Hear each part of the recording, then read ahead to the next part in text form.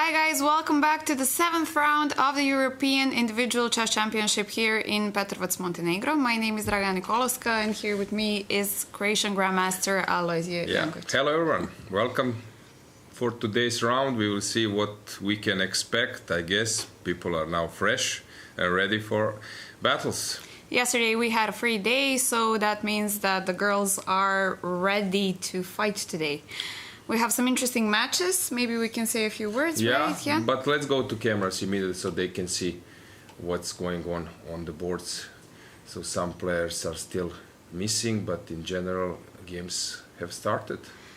Yes, the upper left corner we have boards number 1 and 2, Sochko Monica against Kielbasa Olivia. Olivia is the current solo leader with 5.5 points out of 6. Impressive results. She won against Bulmaga in the previous round. It was a very interesting game. We had this king route from exactly. D2 to H3 and then back. The most interesting I've seen for a while, yeah. Then we have Osma Kuli against Narva Mai on the second board. Third board, which is on the camera, the upper right corner.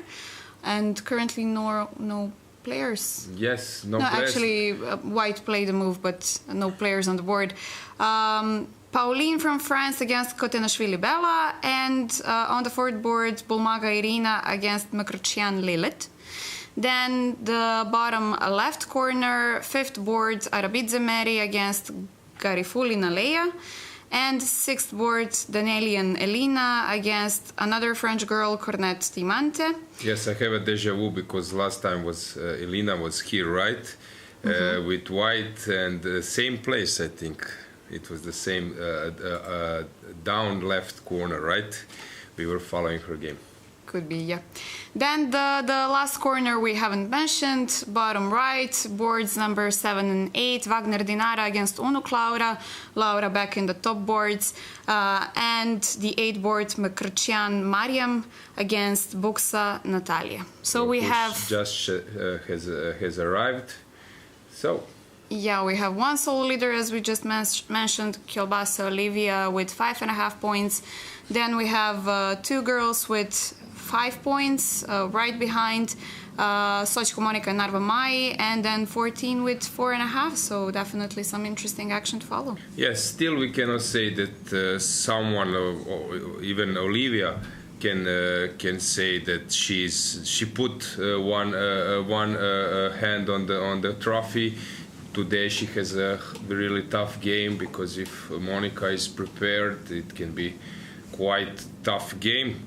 If she managed to hold that one, to score positive result, of course, then we can say that next round she will be White and she's like a favorite to take the crown.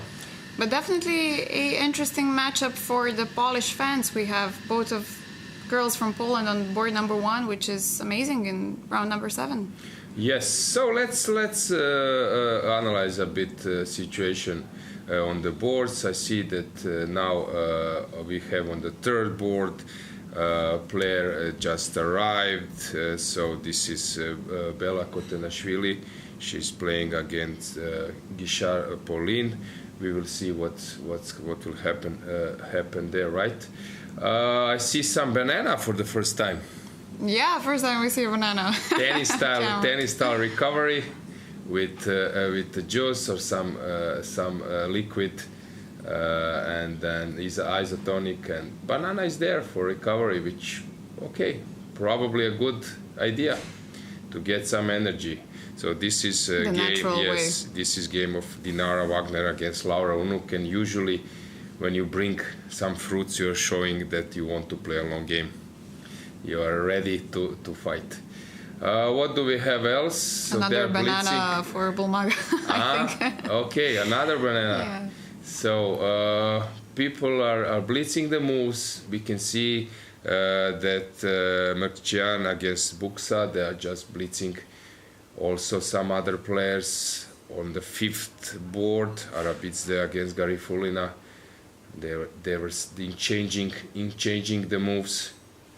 So players are ready, of course, enough time to make a quality preparation. So maybe we can start moving. Anything else you wanted to say? Anything else you wanted to say? Yeah, actually, we have interesting information. It was Sachko Monika's birthday yesterday. Oh, yeah. So congratulations. Congratulations on her birthday. And we have another girl who celebrated her birthday yesterday, Stavrula Tsolakidou from Greece. So I'm guessing they will have some more new, or maybe new energy on the table today. it's always nice, especially because it was on a free day, right? Yes. So they could rest a bit and relax and have some small celebration, right? Yeah. So that's it. What do we have now? Let's switch to moves. Let's see the boards. So Catalan defense on the first board. Basically, what do you do? Why do you play sometimes Catalan opening with white? Because you can for sure take the game to last a little bit longer.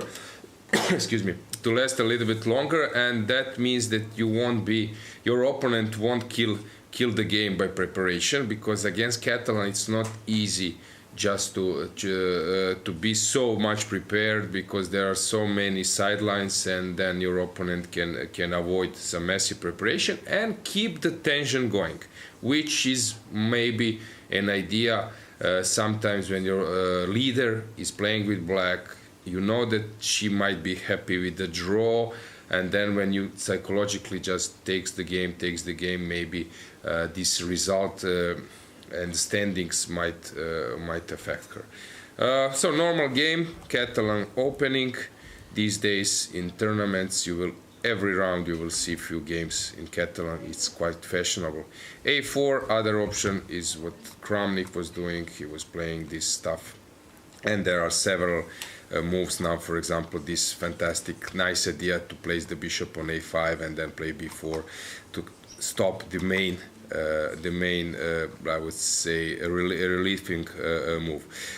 So A4 takes, bishop C6, also normal stuff. Now white can choose either to place the bishop on G5, but F4 is also a normal square. Then we have Osman Kulia playing against Benoni. So Benoni is opening which will bring us some excitement, right? So I'm quite happy to see this opening on the board, G6, and now white is choosing. Julia was there, right, at the beginning, so she didn't lose some time by coming late. So probably she's a bit surprised. What do you think? Yeah, I guess so. Yeah. So then Guichard tried to help us if we are pronouncing wrong, maybe somehow, but okay, we are doing our best. What's going on here? This is also very interesting opening. Actually, I was not fan of this move order because I was so afraid of this line. Also, it's possible to take on C3 immediately.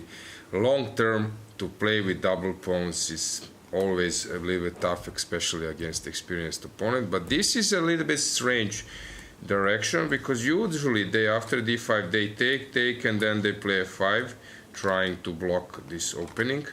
But after e4, we are getting that position. This is some strange treatment, because I would prefer white, but I see what's Bella doing. Probably she's trying just to have like a maneuvering game without much theory involved. Irina against Lilith, if I'm not mistaken, Vladimir Nevidnici is accompanying her here, known Romanian grandmaster, very practical and aggressive player, so probably Irina is using some of his ideas. Caro, bishop g6 to prepare knight f5 at some stage, c5, French defense style, and now c4 counter-attacking, cd, knight d will probably follow, we will see. Here, okay, another Benoni style opening, b5, known stuff, counterplay, played by many grandmasters, knight f4, forcing e5, and now knight g8, trying to reroute the knight h4. This game will be probably the one which will be complicated. Here Ragozin, this one is a bit more going through usual paths, but let's see what's going on here. Okay, so we have some surprises. Probably they are just trying to catch each other in the opening, or get each other out of the book. So they're spending a lot of time. They had enough time to analyze their opponents. Yes, on the so FIDE. probably there is some game around. This is also known.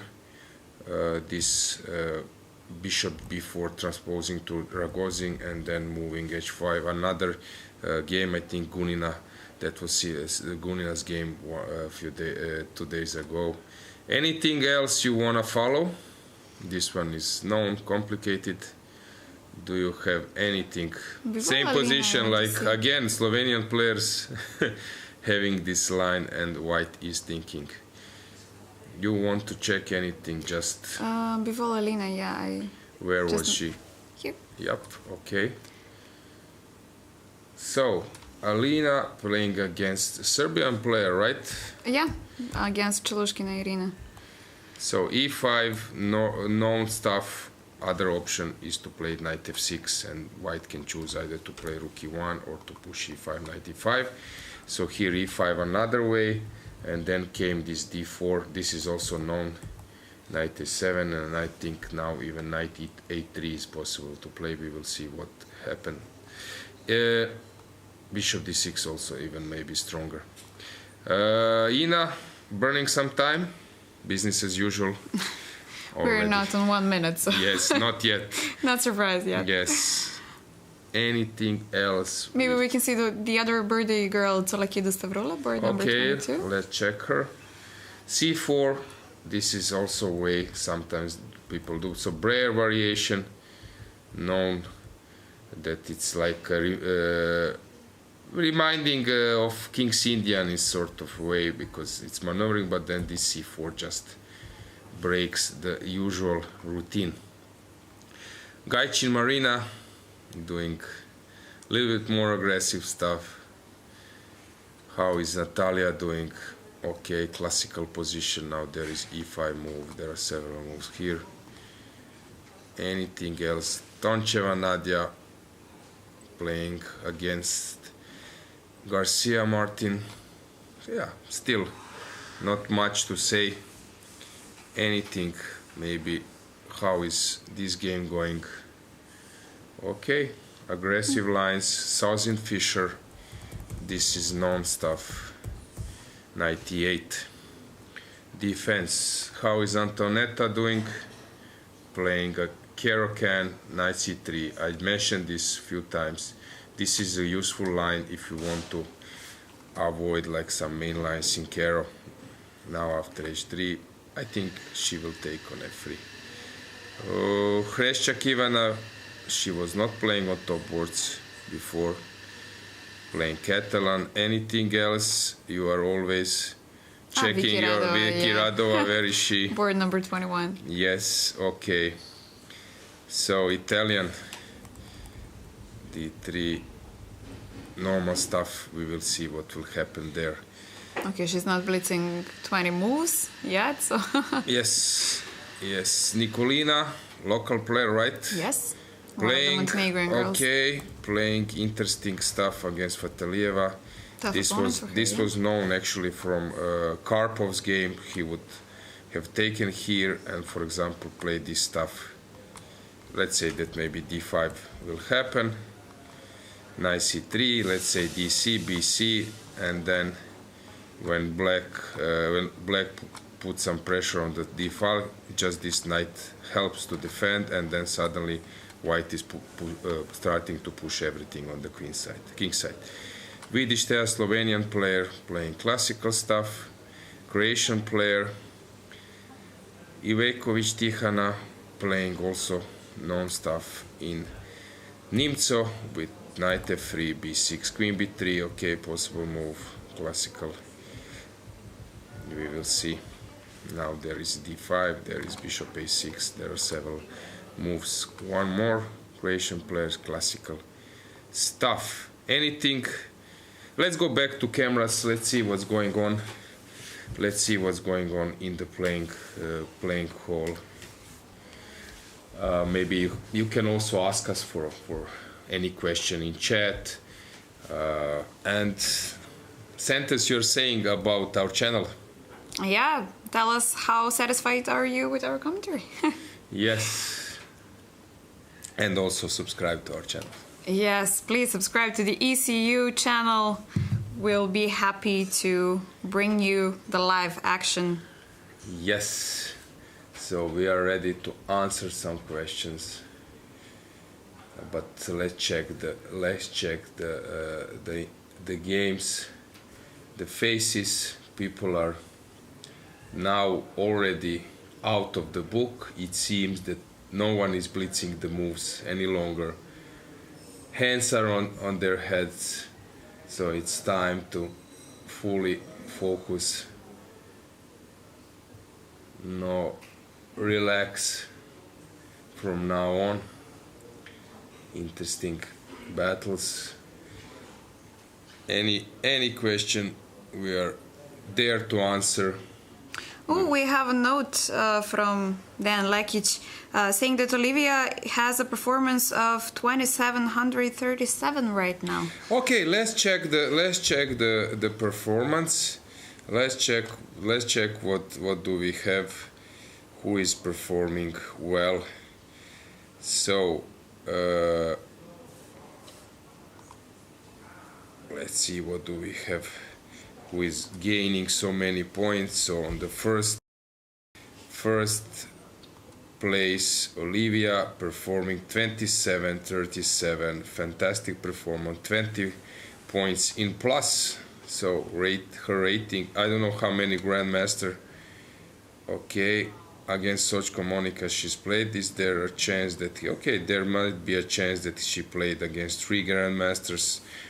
With this performance, she would secure men GM the title norm, right? So what else do we have? Who is performing? Okay, also Sochko Monica, already a man or a GM, but gaining 12 points. Performance of 2600 as well. Yes.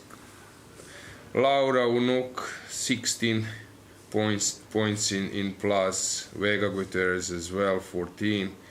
Then we have big gainer is Livia Jarocka from Poland, under 20 player, performing 2387, much above her rating. Plus is more than 30 points. Radeva plus 20, Hrebenščíková 20 as well, Nadia Tončeva 33, Salomea Zaseite 24. So again, Polina Kovac 100 points, which is nice achievement when you just crossed completely different level. There are of course some big losses like Guezzi from Italy, or some other players like Humbatova. No, she's gaining, sorry, like Maschenko. There are some big. Kejar Petra is losing a lot of rating. Žažuska Monica, the Macedonian girl, she's also in quite a nice plus 50 Azerbaijan points. player Alakverdieva, she's losing also a lot. What to do? So those players are trying to recover. Fatalieva as well, Fiona Ziber. So they're trying to recover the points, which is not easy in this type of event. So we got this reminder about Olivia. Anything else? There, not much, right? Yeah, guys are just enjoying the the commentary, I guess. Yes. So once again, to check the boards, has something changed? On the first board we have this Catalan h6, interesting option, probably just doing a useful move. White here decided about her setup. She was playing, okay, this is not so common setup. Josma Julia is choosing straight decision. I'm not big fan of this setup. Gishar she's doing this complicated battle. Everything now is it's around the square e5. Will black manage to make a blockade, or white will open the position for her two bishops? Here, this seems like a preparation. Hard to say. Will white get anything? This one is complicated. This one, no. All the last moves are directed towards the idea to take on c4 and then push e5 with black. Here, have I missed? No. Here, also classical stuff. This usually is fine for black. Black would play queen e7, make useful move h6, and some stage either to push c5 or take on dc and push e5. Natalia books quite well prepared. Mariam is thinking. Also Marozzi, classical stuff here. This game I would be curious to follow because Efraimski Marcel, she's playing interesting chess. Very sharp position already. Okay, Botvinnik, Slav, one of my favorites, as you know. I mentioned this. This is one of the most complicated openings in chess ever. Yes, this is known. Now the line goes castles, c5, d5, b4, when white can play knight f4, but also there is a nice move, rook b1. We will see which one they will follow. Now probably we have in our chat available some correspondence player. This is correspondent type of position where correspondence players are analyzing, using engines, preparing lines. So they probably know much more what's going on here. Sicilian, bishop b5, this is also known, yes, e5, knight d5, everything known, complicated battle. And this one I mentioned as an interesting one. Yes, not an easy to decide about the game to follow. Yes? What do you think? Definitely. Yeah. Okay, this one is interesting, but I don't believe in. Okay, this is in Capablanca style, famous game when he locked this bishop on g3. So we will see, will black manage to move on with this concept? We already followed that one. Complicated. Okay, long castle, always interesting to see. Usually endgames favors black in Sicilian, that's why white is keeping her queens on the board. I think black is better here. Two bishops will later join the game. Yes, everything known. Hard to say. This one looks fine for black. If you ask me for a brief evaluation. Okay, bishop e2, interesting play. Usually everyone playing h3. So, guys, as I said, you can always send us a message. Let's go back to camera. Maybe we can start some discussion, not to focus on moves. So, in general, now you are here. We are here for how long? 10 days. 7 days. 7 days already. So, what's now after 7 days? What's your, I would say, comment of this event as expected? The town and in general how the tournament is going. Okay, I like that we have many fighting games, very interesting ones, which I think in women's chess we always manage to see somehow women are playing either more emotionally or just somehow maybe we can see some more interesting chess in women's competitions. At least that's my opinion. That's what I like about this. I love the weather, of course. The town is a small town, but it has a pretty nice sights to see. And I don't know what else. That's it. Say. Okay. Now, second question. That was like this, I would say, a correct question, just to make you a little bit more relaxed. And then next question is free day. People are interested. Was there any party or some? The organizers managed to secure us a party the night before the free day. Of course, the best timing we can ask for. So it was nice to be part of it and get a little bit relaxed.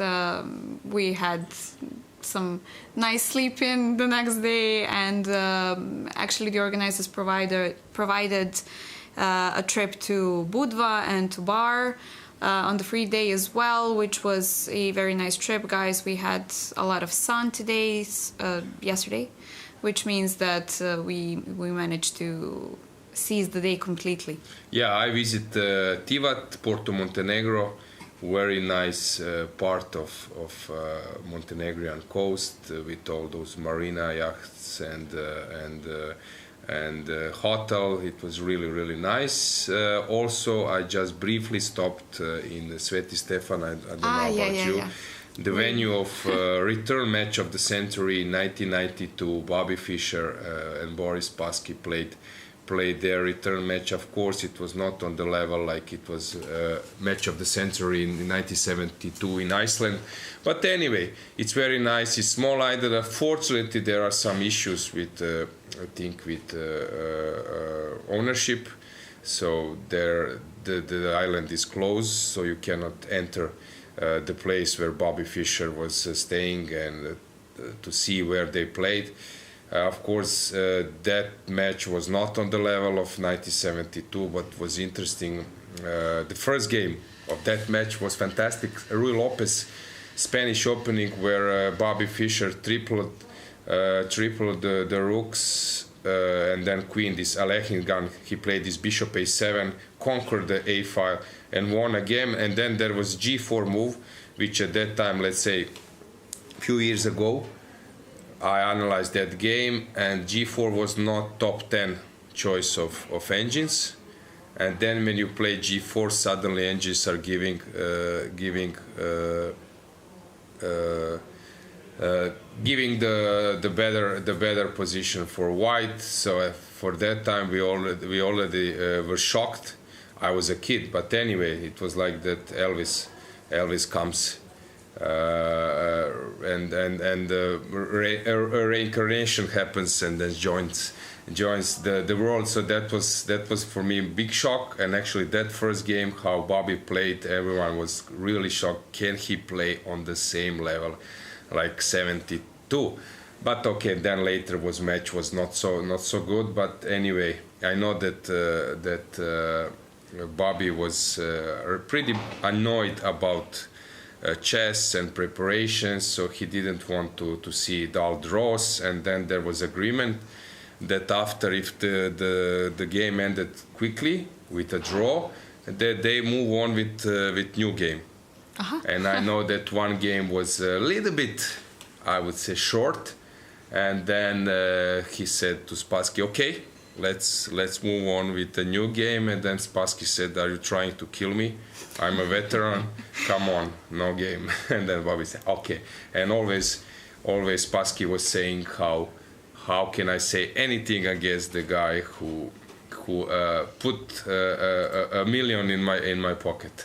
Yeah, so Bobby was a great personality. Of course, what happens, the way how he was behaving in some situations are, of course, not something positive to underline. But basically, so I visited the island, and at least to see it from a few meters, but you couldn't enter it. Yeah, so rich history. You mentioned, and so I need to give some something to our viewers. You mentioned that there was a party. I know that I was also there, so but I want that we discuss it together. Not this, that just me and you are saying, but let's say there was karaoke, right? Yes, the most interesting. Yes. So maybe part of our the night. viewers would like to hear who were the top 5 singers at that event from your perspective. Okay, I have to say the Slovenian girls are always fun to hear. They are just making the atmosphere, brightening up the atmosphere always, everywhere we go.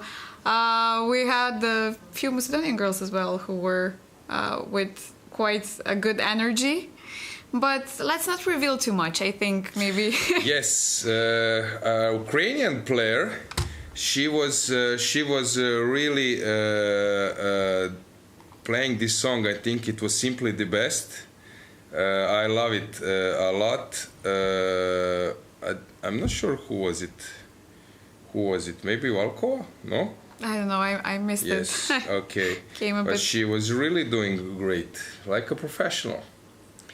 Yeah. So we will see what to comment. It's not easy to comment the game. So many similar games. But let's try to check the games. So let's go back. First board. How can I say more from those positions, because they are so known, played in so many. If you turn on the database, it will give you like 10,000 games. If you play this move, maybe, I don't know, 1,000. And of course it's not easy to say something new. This I like. The concept is because if black plays bishop d6 immediately, then bishop g5 follows, a bit annoying. That's why she included h6 to be ready to play bishop d6. Sochko having 20 minutes more on the clock, which means she's definitely more prepared currently. Yes, but it's Or very stable managed to surprise position. Olivia. Long-term, small plus, but you need to be a big master to squeeze here water out of the stone. This one I like to follow. I think now that black has succeeded in some plus. Usually the bishop is on f4, a little bit more active. Now the point of black's play is to play queen c7, push c4, and jump with knight c5, rook b8, b5. In the meantime, white needs to do something. Either idea is to play rook b1, b4, then white is slightly better, or trying to do something on the king side. Actually, I like black in this position because I've seen so many grandmaster games in this structure where black succeeded in generating a great play. This one is more challenging. Development, okay. So now we will see, will some e5 follow with the idea of breaking through, or just black will have a very nice game. This is a position which is not easy to handle. I would never allow this position if I'm not prepared. So this is also typical how black, a stronger player, at least in terms of rating, is outplaying white. So this is very tough to handle if you're playing against a stronger opponent and you don't have experience in this position. Bella was late a few minutes on the board today. Maybe she was using your tactics of remembering the lines and not making conversations in between before the game. So probably she sensed that this is a critical game because she's playing on the third board. She's playing against player who was not in top 4 or 5 games in this event. So she probably thinks this is a turning point. If she managed to win this one, next round she's white. She will be, of course, a rating favorite as she is, and then it will be 8 round. Then last three rounds, it's psychological thing. So she thinks, I think, that this is a turning point where to risk. It's necessary to try. This one, space advantage, although it seems that black is perfectly fine.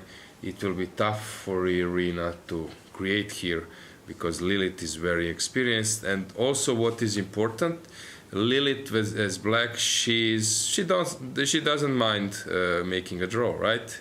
So maybe some draw for will land soon, which will be tough to resist for Irina because she doesn't have much in position. This one is a mess. Of course, black is having dark square pawns when this f5 strategy and the bishop will be exchanged helps her to develop a play. I like black in this position, but that doesn't mean much. Okay, players are preparing for this stuff, dc e5, so we will see when it happen, or e5 immediately. This one, okay, white is thinking. Usually they do even play like rook d1, rook e1, and then even bishop f1, bishop g2. There is this tactics to transpose to sort of Catalan game, but this one will take a long way. Okay, so white is playing f3, bishop d3. Okay, normal position, complicated. This one is now, this was like a revolutionary idea when it happened like 20 years ago. A5, A4 that you could play in Marozzi. Usually they were doing like bishop d7, bishop c6, knight d7, and then knight c5. But suddenly this A5, A4 became like a main move.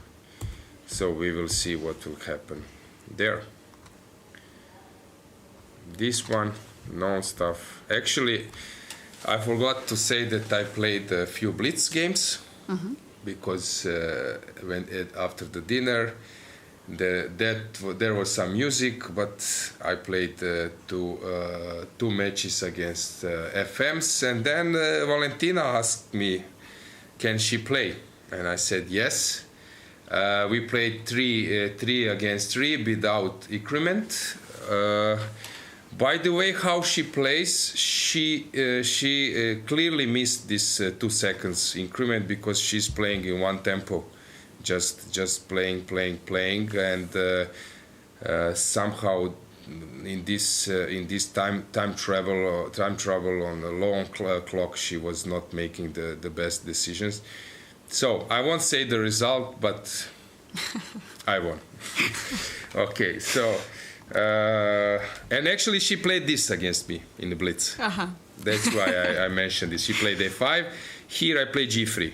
f3 of course is the main move, but I didn't want to enter the main lines against Valentina in blitz. But she outplayed me actually in that game, but then she somehow I came out of the opening problems. So we will see what happens here. What's going on this one I mentioned. Everything is around this square. Of course white doesn't want to take where bishop will enter the game, but black might keep her king here. Very complicated battle. Two bishops, but much better pawn structure for white. Beidulaeva. Okay, in the end white opted for knight f4, queen a6. Now a3 is the main move.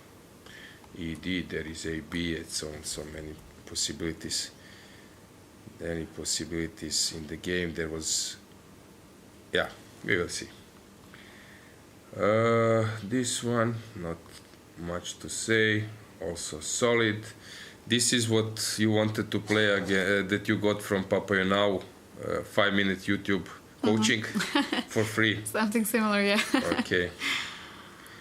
This one is very challenging, but it seems that black she's doing fine. Have you played against Irina? No, actually not. Played a few tournaments next to her, but never managed to play with her. Queen a6, we already mentioned so many times, so everyone is playing this line. Quite a fashionable French defense. Okay, this one, it's a little bit more interesting. Black should be fine, although two bishops. Complicated. I like this one. Of course, white is trying to be safe against Lela, who is a strong player. Okay. Bearing the bishop. We will see. This will be successful for black, but I like black's position. Viki Radeva, normal position. This one very complicated. This one I said I prefer black, right? Also complicated. Knight b6, non-stuff. Nadia already creating some mess. Actually, I like how she's doing. Not leaving black time to develop. Zimina, normal position. This one is very complicated. This structure reminds me of a famous game, Kirill Georgiev against Ivan Sokolov. Kirill, at that time, Kirill was a top 10 player. Ivan was also sort of top 10 player. They played in Sarajevo round robin. Sarajevo, so Bosnian chess club was very known at that time. Garry Kasparov played for Boston Sarajevo. They had won 3 times European Club Cup. So many strong players played there. Barev, I don't know who else, Ivan Sokolov, Nikolic Kozhul, I don't know who else was playing, but super strong. Shirov and so on. And then there was a round robin in Sarajevo. Morozevic played for Bosnia, Chess Club Bosnia as well. And one round robin, which was played in Sarajevo. Rajabov played, Morozevic, Topalov, and so on. Kiro having this structure with white, and at that time he was, I would say, the top squeezer in the world. If he managed to create some slight plus position, long-term advantage, then he was like a horrible. He was like a boa constructor, just squeezing you. And then Ivan was getting this position. I don't know, he was not happy by the opening outcome, although the pawn was on b5. So this chain was already creating some space for white. It looks that just white will play on the queen side where he has more space. And the last move was f4. You can check that game. The last move was f4, just to stopping important counterplay with e5. And then Kiro was doing like this, so happy, now I will squeeze you for hours. And Ivan said, I was doing like this, I was thinking, oh my God, where did I enter? What will happen? The guy will just squeeze me. I had no chance to win. What did I do? And I said, what did I do? And then he said, I will sacrifice. And then Ivan plays e5. The knight was on d7. Ivan plays e5, and Kiro suddenly was shocked. Suddenly Is the guy, are you crazy? Yeah. What you are doing? And then Kiro was so shocked that he couldn't move on with his game, and then he was lost, but somehow Ivan misplayed, and in the end it was draw. He said, Ivan said, I won't allow you that you squeeze me. So check that game, Sokolov, Kirill Georgiev, Ivan Sokolov from Bosnia chess tournament round robin. Actually, I played this Sarajevo. It was my last tournament where I catch the last GM norm, 2006. I became grandmaster relatively late, with only already 23 years. These days, people are becoming grandmasters with 16, 15, 14. But the thing is, I got my laptop for the first time when I was 20 years old. So I was carrying bulletins, I was carrying books, and having a computer at home. So when I got the laptop, with 20 years I was FM, then I become IM in the next year, and grandmaster in 2-3 years. What would happen if I got it before? Never know. But actually this helped me a lot. I don't know why I didn't invest to have laptop before, but I was old school. So I played in Bosnia, this Bosnia tournament round robin. There was 8 tournament, 6 players round robin, where Magnus Carlsen played, Borki Predojevic, Vladimir Malahov, Kirsan Sasikirian, Arkady Najdic, I think, and Livio Dieter Nisipiano. And I was playing in B tournament, round robin, with 10 not IMs and grandmasters. There was Milan Draško from Montenegro, and some other grandmasters, plus some IMs. And I won a B tournament. A tournament was won by Livio Dieter. So I was playing next to Magnus. Magnus at that time was, I think, Sir Magnus, 16 years old, less than 60, 15 or 16 years old. He was already 26, 60, I think, player. It was interesting every day to watch the games. We were playing on some stage all together, A and B Grandmaster tournament. So I recall this. I find this as a nice memory. My first Grandmaster norm was in France, in Cannes. Second was I think Croatian individual championship, and then this last one was in Sarajevo. Okay, something to follow. This one is very interesting. Sicilian. Stefano burning a lot of time already. Yes, now you have this issue. This is typical thing. You are playing against weaker rated player, and suddenly you don't want to exchange the pieces because you think less pieces on the board, less chances that she goes wrong. And now you are thinking, first she was expecting h3, and then when you change bishop for a knight, always it's not the same symmetrical material. You have chance to outplay your opponent, but suddenly after this you don't think she will move the knight, and then she just do that, and suddenly you realize that we are exchanging the same type of material, which makes your chances for a win less likely to happen. This one, normal. This is nice line. Actually, this line is maybe that very instructive, that people know that, for example, after d4, knight f6, c4, e6, knight c3, there is Nimzo-Indian. With this move order, c4, knight f3, knight f6, knight c3, e6, you don't allow Nimzo-Indian, because now black must play either c5 or d5. So here d5 happened, there is d4, which is the main move, and now there is this known line ed, bishop g5, yes, queen e6, bishop e2. This is known that it's a bit better for white. We will see what will happen. Of course, we need to remind our viewers that Annika is here, coached by Shengelia David, Grandmaster from Austrian whom Chess we had in the Federation. studio Yes, a few days ago. exactly.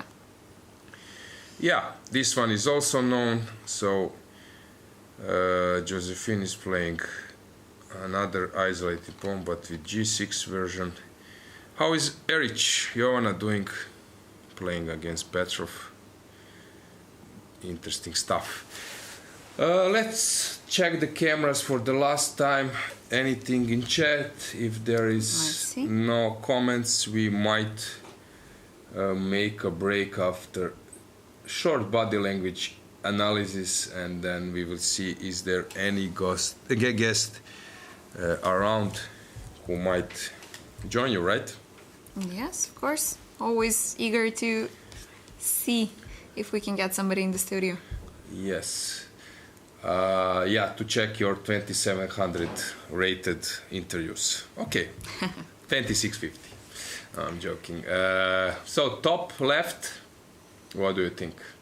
Who is a little bit more worried from those four ladies? First game, I think they're just equally. We seen that Olivia is burning a little bit more time, but I don't see some worry on their faces from what I can see from here. Narvamai looks confident in her Benko. Yulia playing with a piece, but still doesn't seem too worried as well. Maybe it's too early just in the game. Yes, okay, let's move on to the next couple.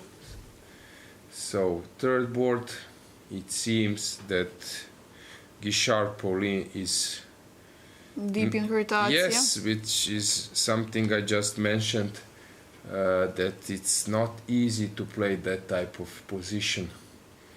A responsibility long term, when you have double pawns, usually you need to be energetic, and it's not easy to be energetic against a strong rated player. How is Lilith doing? Do you see any special concern there?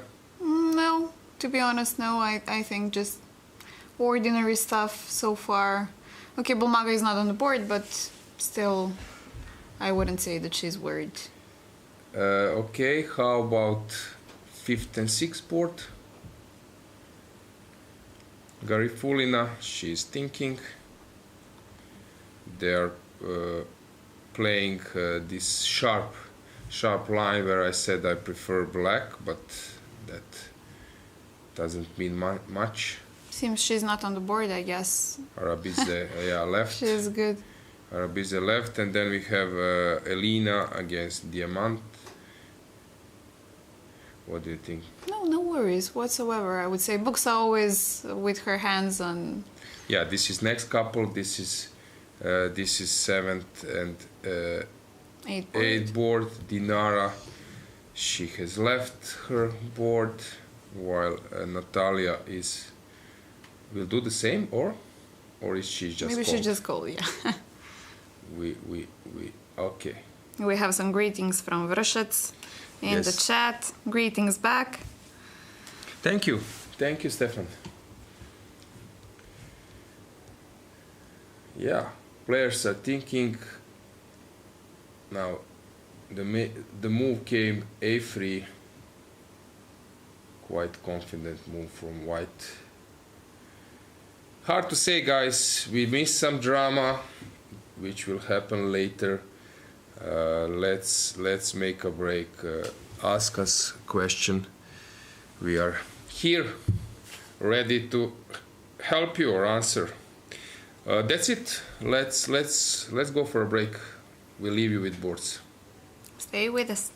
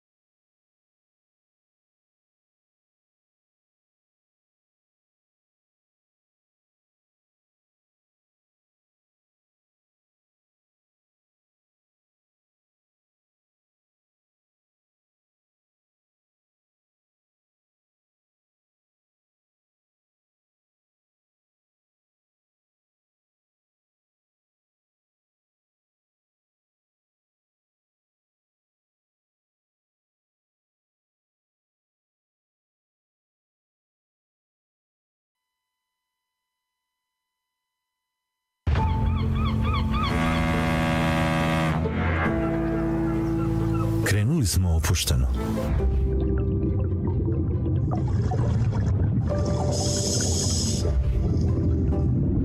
Onda smo pojačali tempo, jer smo osjetili da možemo više. Bilo nas je sve više i više. I to nam je dalo snagu da idemo dalje i još više. Uvijek tu jedni za druge. prijatelji na istom putu.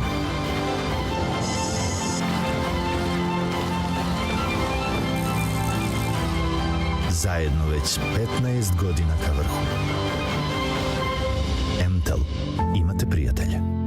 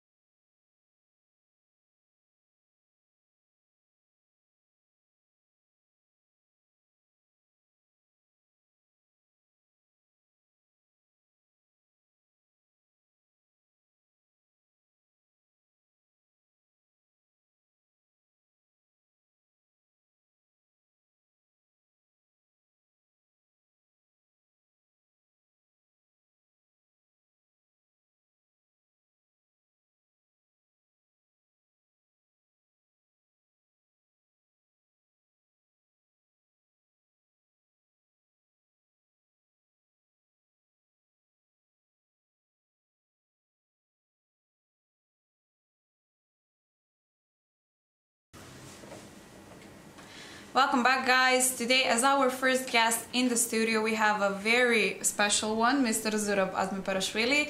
I'm sure everybody knows who our guest is. And Mr. Zurab, welcome to the studio, first of all. Thank you very much for your invitation. And I'm following actually your studio. And it's nice to have different people, different opinions as well. Thank you very much. Thank you. Means a lot. Thank you. We know that Mr. Zurab is currently the president of ECU. That is your most known role currently, I would say. The most important one, maybe, right? Most probably, yes. Even in my career, if you say like this, of course, it's in the different stage. Once I was a chess player and also involved in the chess politics in '98 when I became the president of the Georgian Chess Federation. And after 5 years, actually, I became champion of Europe. So, as professional, I quit chess in 2010, but before twice already was the vice president of FIDE, but it's a different job. Vice president of FIDE, it's a big team, and you are one of them.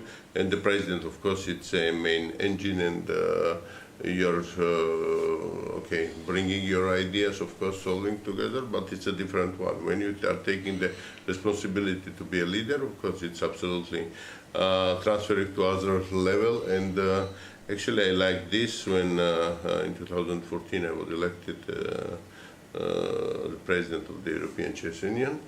I'm very proud that we built very good team since then, and today, if you are not getting, sometimes it's good to get the critics, and sometimes not so happy. I'm not so happy that we are just people say that you are doing well, because always when you are losing the control of the critics or self-critics, then you can make mistakes. Yeah, it's always good to be down to earth. Yes, yeah, correct.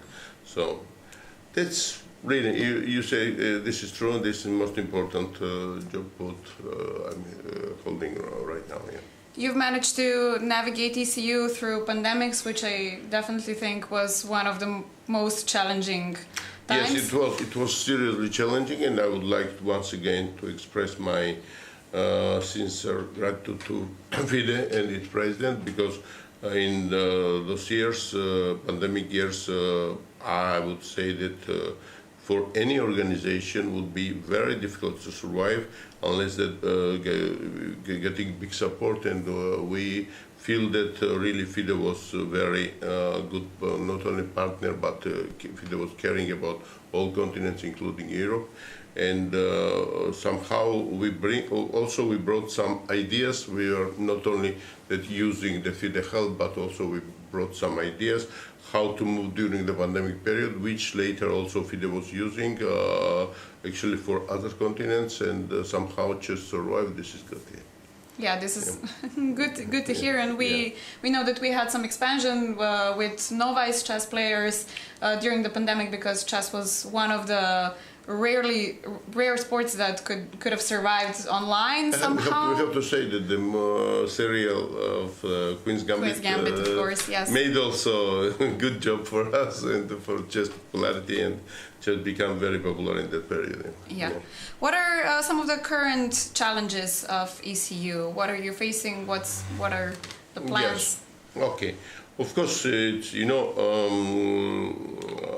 I'm discussing the possibility where we have to move in the future, and how we have to move. Up to now, yes, we are organizing the tournaments in Europe. All is going well. We have no problem to any organization, and usually our tournaments are organized very on the top level. But not only this, we have in our thoughts. Okay, that's why ECU, for example, before we had the 4 commission. This was the Educational Commission, the Women Commission, Arbiters Council, and for one. So you see, sometimes I'm forgetting, but we had now new commissions like Social Commission, Media and Communication, and TRG, Issue Trainers Commission, and we are hoping that those commissions, working of course together as a one mechanism, they will bring a lot of activities and a very interesting life. For example, in the Social Commission, which is led by French Mr. Drouin, a Frenchman, it's a very interesting approach, and we believe that in the social aspect of the chess, issue will succeed, and we will have a new steps forward.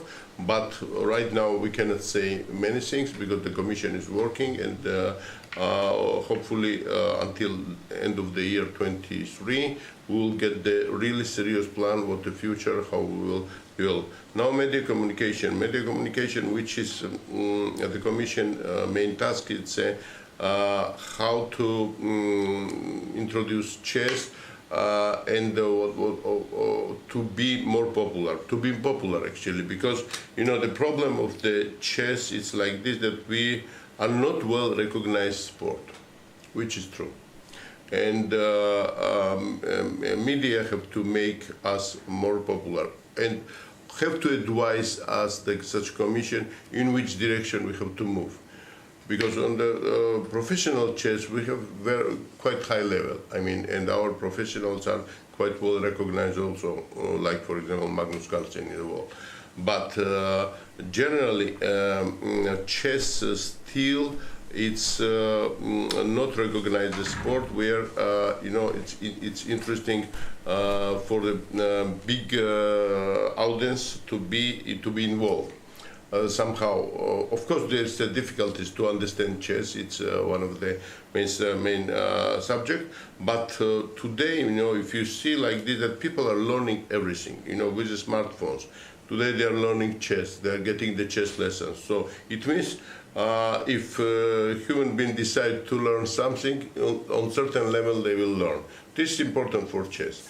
Now, what TRG will do, we will have a, I forgot to mention the chairman of the Media and Communication, it's Mr. Matocha from Czech Republic, and our friend Ivan Sokolov, he is leading the Trainers Commission, which, and he brought several good ideas, for example, to build the syllabus for trainings, because generally you have to produce something for the trainers, what they have to use when they are working with the students on the lowest level to go more high, and including the professional chess players. So this work will finish something like, as I understand, from our communication with DRG, in end of the May, and then, or maybe even before, and then we will go for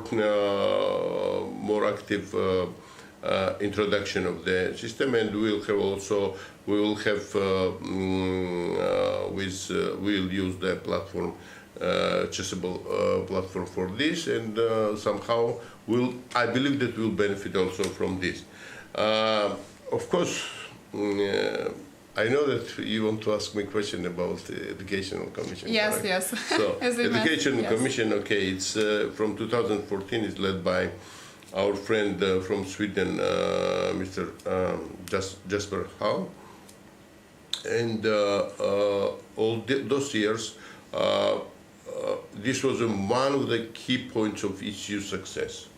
Of course, today we are transferring in different era, and I have a discussion with different people from different countries, including my homeland, Georgia, where chess already it's a subject of the curriculum in the primary school. It's nice to have minister who is supporting this, and to say that our Ministry of Education did a lot on this direction, and in the cooperation with the Federation, they train all teachers for this, and 3,000 Georgians, around 3,000 schools, they have a chess now. Now, what we are doing with this, we have to teach kids to play chess, or to help them with chess to be better in different subjects.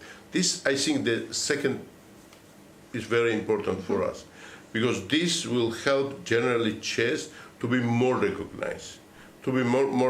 Otherwise, you know, professionals, if you want to become a professional, nobody can stop you. You will become a professional. Either your parents will love chess so much that, or you will love, like me, for example, I started playing chess when my father introduced the chess. Before, okay, of course I know that I was 4 years old, so I started crying so much that he was forced actually to bring me to the chess school actually. And I start like this. So if somebody wants to become, it's become. But with this, you know, we have no problem. Again, on the professional chess right now, we have no problem, including the World Championship matches. You see that our prize fund, it's a 2 million and over. We are okay. But on the other, you know, recognition like this, that what is a main role of chess? We have to always understand what is main role of chess, or what the main role of football when we are talking about the sport. You know, I believe that main role of chess is to make better people. And this is our future. So here, if people will understand that our main target is not that to increase number of the professional chess players, but to give chess to kids as a tool to become better.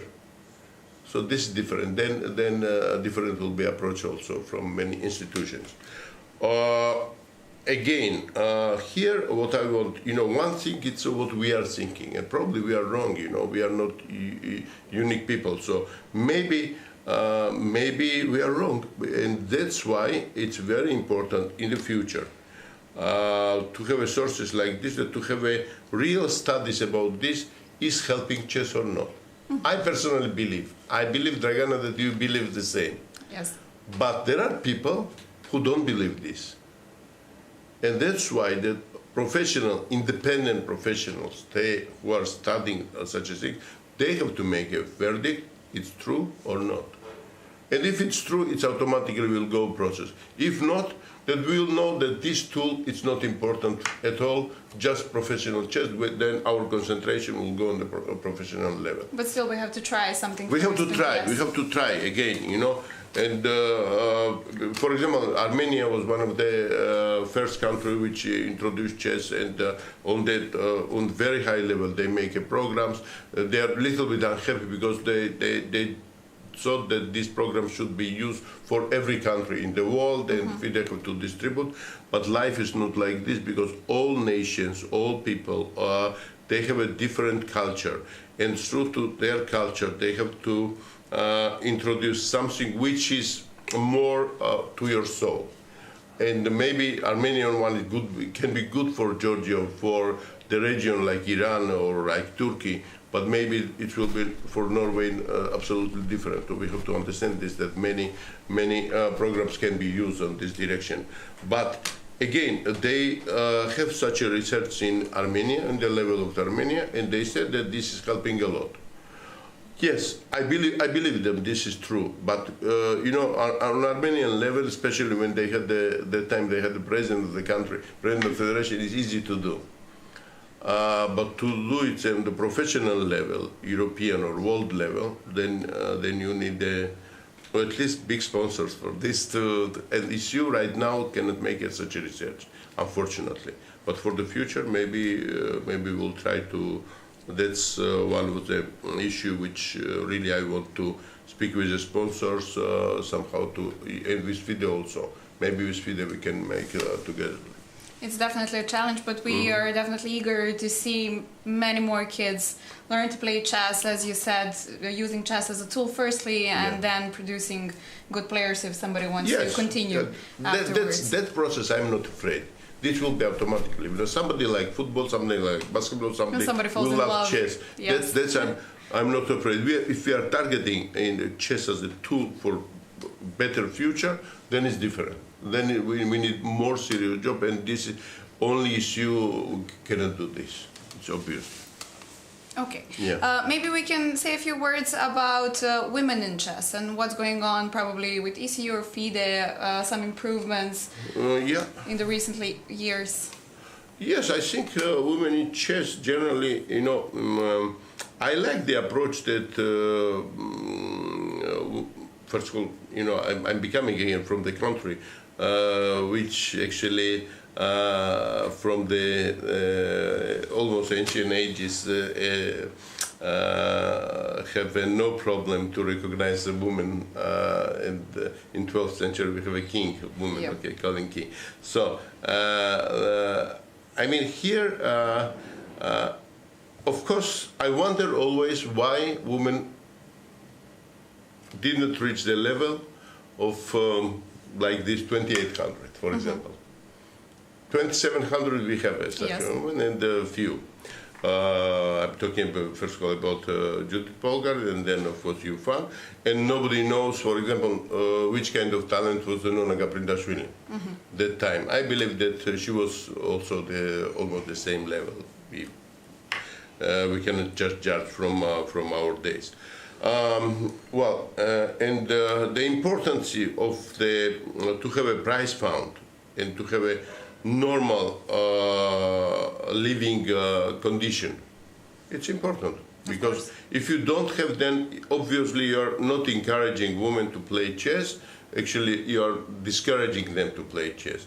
But when I don't say that it should be similar, but what we did, for example, a long time ago in Europe, when our championships, for example, individual, I'm talking because this open tournament is 100,000 prize fund, and where women also can participate, and there is women prizes as well, and also we have a women championship where 60,000. So we did our maximum on this direction.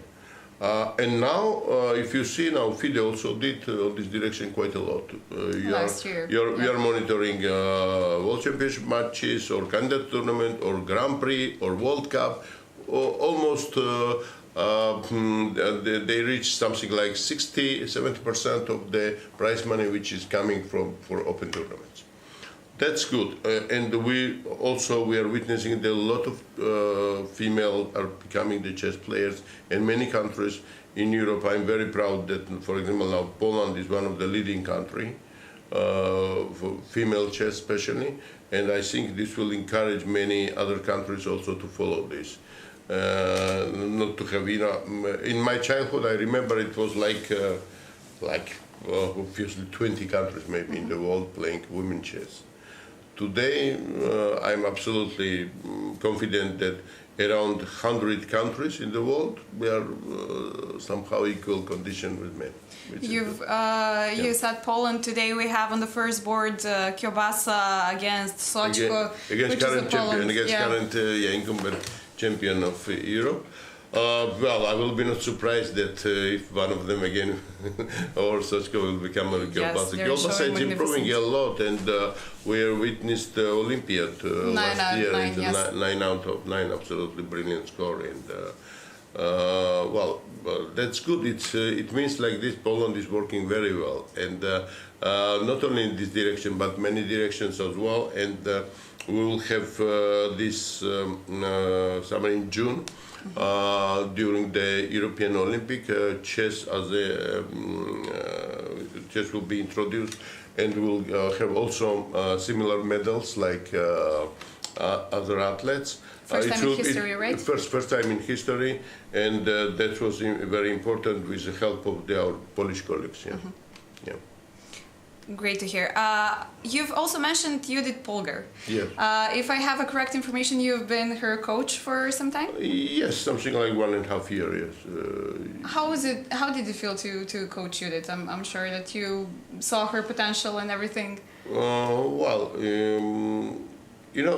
First of all, it's have a prehistory that before I was coaching Gary quite a long time, and then suddenly, yes, he decided to renew the team. So I was without job, and very good that God gave me such a gift like Polgar. Actually, going home from Croatia, from Pula, by car. We went to Hungary. We met the family. We have a first training session, and then somehow we start working with Judith. And I can tell you that the target was the time Judith's target was that she had to become among first 10 players and to pass the 2700. During my period, we could not succeed. I think she reached the rating 2685. Something like close, this, yeah. But later on, when we separate, she reached this rating, and I'm really very happy about this. That we kept the relationship until today, very friendly relationship, and for me, Judith Polgar, it's absolutely best female player. But again. If you analyze situation when Laszlo Polgar, the father of the family, decided that all three sisters will play chess, and they reached such a level, that when Sofia became a grandmaster in the very young ages, I don't remember how she became, I think 15 years old or 16 years old. Then Susan became a world champion, female world champion, and Judith, absolutely amazing results. So then you analyze that, yes, women also can. Just probably, sometimes women are less confident to do it. If you follow even the games, until sometimes they are playing very well, absolutely brilliant, and suddenly something is happening, and the main line is losing. Main line, they are losing the main line. Here it's I believe the trainers have to work also in this direction. What they are losing. Psychological aspects as well. Maybe psychological aspects, something, because otherwise, today many people, female, if you analyze the games, they're very good games. We just mentioned Kolbasa, yes? Yeah. Absolutely brilliant games. The day before the FIDE amazing game, yeah. Well known. Yes. Actually, I saw this in some games from men Grand Prix, or not Grand Prix, maybe in World Cup or some tournament. Similar one. And absolutely technically, how she moved, her king, fantastic way to find a way from queen side to move on the H2, very good. Yes, very promising girls in Poland. Yeah. Yes. I also wanted to ask you about, you just came from the European Individual Championship in Vrnjačka Banja. Yes. If I'm not mistaken, it was the record number of players. Yes, 484. Yes, so definitely something must have gone very well over there. Can you tell us a little bit more about the organization? Was it a tough challenge to have so many players over there? No, for our championships, what is important for the players, to have a normal hotel, normal food, and condition where they can relax after the game, to walk, to refresh themselves, and to have a normal living condition again and playing home. All these conditions was done, and I believe that there was no complaint. As well as here also, there is no complaint, because these are basic things what we have to secure for the players. And I would like once again to thank Serbian Chess Federation and main organizers, Dusan Radovanovic, the tournament director, and as well as here also my friend Jovan Milovic, who is doing for this championship everything. Yes, are you? Do you think that the Montenegrin Chess Federation is ready for Budva Team Championship as well this year? Okay, I think they are ready because normally only problem always it's the playing hall minimum condition have to be required. Yes, we will just observe together. We already decide with Jovan to go together to see the possibility that if we can use one playing hall, will be fantastic. But if it will be necessary, of course, then we will use the two playing halls. It's a little bit less convenience, and we would like to, but sometimes it's happened. And again, we have to understand that the team championships are two separate events. This is a female and open championship. Yes. So, but we will try everything our best to have one playing hall. If I'm not mistaken, back in 2003, you were in the top 15 in the world. 2700, of course, we know that you were a top GM. Is it harder to be a 2700 player or to be in the organizing of the events and politics and everything that comes with it? No, I don't know when I will be not anymore president of ECU what I will do because I'm becoming older. This is normal. But when I decided to go to politics when I was a chess player, my thought was like this: that okay, what is a chess player? I worked a lot of years with Gary. I met the best of the best in the world. I know very well that I will not become the same. So, but you can be useful for the other things also. What I understand better than chess. For example, I was in the ministry also later, the deputy minister for the sport and the youth. This was not for me. I understand. I quit even less than 3 years. I worked there and I quit myself. Nobody was even thinking that why I leave this position. Because my soul is with chess. I know all problem what is from professional side. So when I become the organizer, I know what I have to solve before. And it was easier for me because actually targeting with the people who in organizing committee always were people who are not chess players and they don't know even chess, what is chess. But, for them was very difficult when I try to explain them that why it's this important, A, B, C, D, and all these conditions, which I say, yes, it's important to have a normal sleeping condition, which means normal room. It's important to have a normal food because if you have a problem with the food, then you cannot concentrate for chess.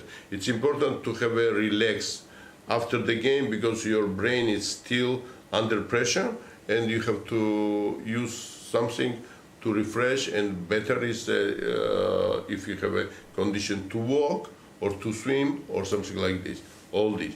So, and once when one of the first events which I organized in Georgia, the local leader was asking me, what is wrong with this hotel? The Dutch team Feyenoord stay there during our football match with Dinamo Batumi. I told them the difference is like this, that football player, when they are having football camp, for them what is important, the stadium is more important. So they are even together in one room, even the stars. They live together. But in chess, this is very individual. Team championships, but still we need the individuality. Yes. Individual. They are individual. They are, this is not a team event. Again, individually they are preparing for their games.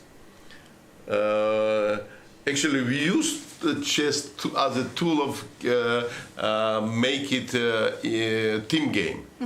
But it's individual game. Still, yes. It's still an individual game. So I was trying like this, that yes, our players 10 days have to stay, and Feyenoord they stay one night. This big difference. One night in everywhere you can stay, and probably without sleeping 1 day you can survive, but 9 days you cannot survive. Definitely. So all this, and finally, I start convincing them that what is important, why it's important, these conditions, and yes, finally we reached also like this way, we brought Olympia to Georgia also. Yes, So- Batumi 2018. Yes, because you are targeting, you are fighting for this, and I'm always very happy, and I'm always on the chess player's side. As it should be, yes. Yes, not because I consider them their colleagues. No, because I pass everything before. You know firsthand how it feels. Firsthand, and yes. And yeah, when organizers are trying sometimes, to make some tricks, always I say, okay, please, I understand everything, but do your best. Yes. Never, I'm not fighting. You can ask any organizer. I'm not fighting with them, but convincing them to do best. Any predictions for the girls over here, maybe who will end up in the top 3? We have Kutinashvili Bella today on the third board. Yeah, Kutinashvili actually, she missed one game here. Very close winning. And actually, with King also, she passed very well, all this fine, but later on went in the opponent game. We were following the game live too. I remember this game. I know she's very good chess player, and I would wish her to, first of all, from the pain which she met in her life, to recover, and chess will help to recover, and I think that she will have a future. And well, I will not speak too much, but for me it's important that she will be absolutely continue her life like before, because it's,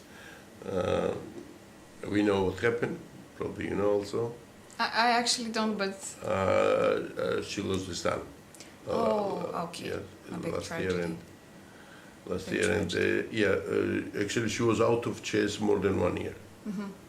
Now she's coming back, and I'm Okay, happy so we with this. definitely That hope. she becoming Georgian champion quite easy this year, and so she's becoming back, and we all pray that she will be once again show that she's a very good person and player. Yeah. Yes, definitely. Mr. Azmaiparashvili, thank you for your time. It was an honor having you here in the studio. Yeah, thank you, Tom. Guys, stay back. We will be back soon with the live commentary.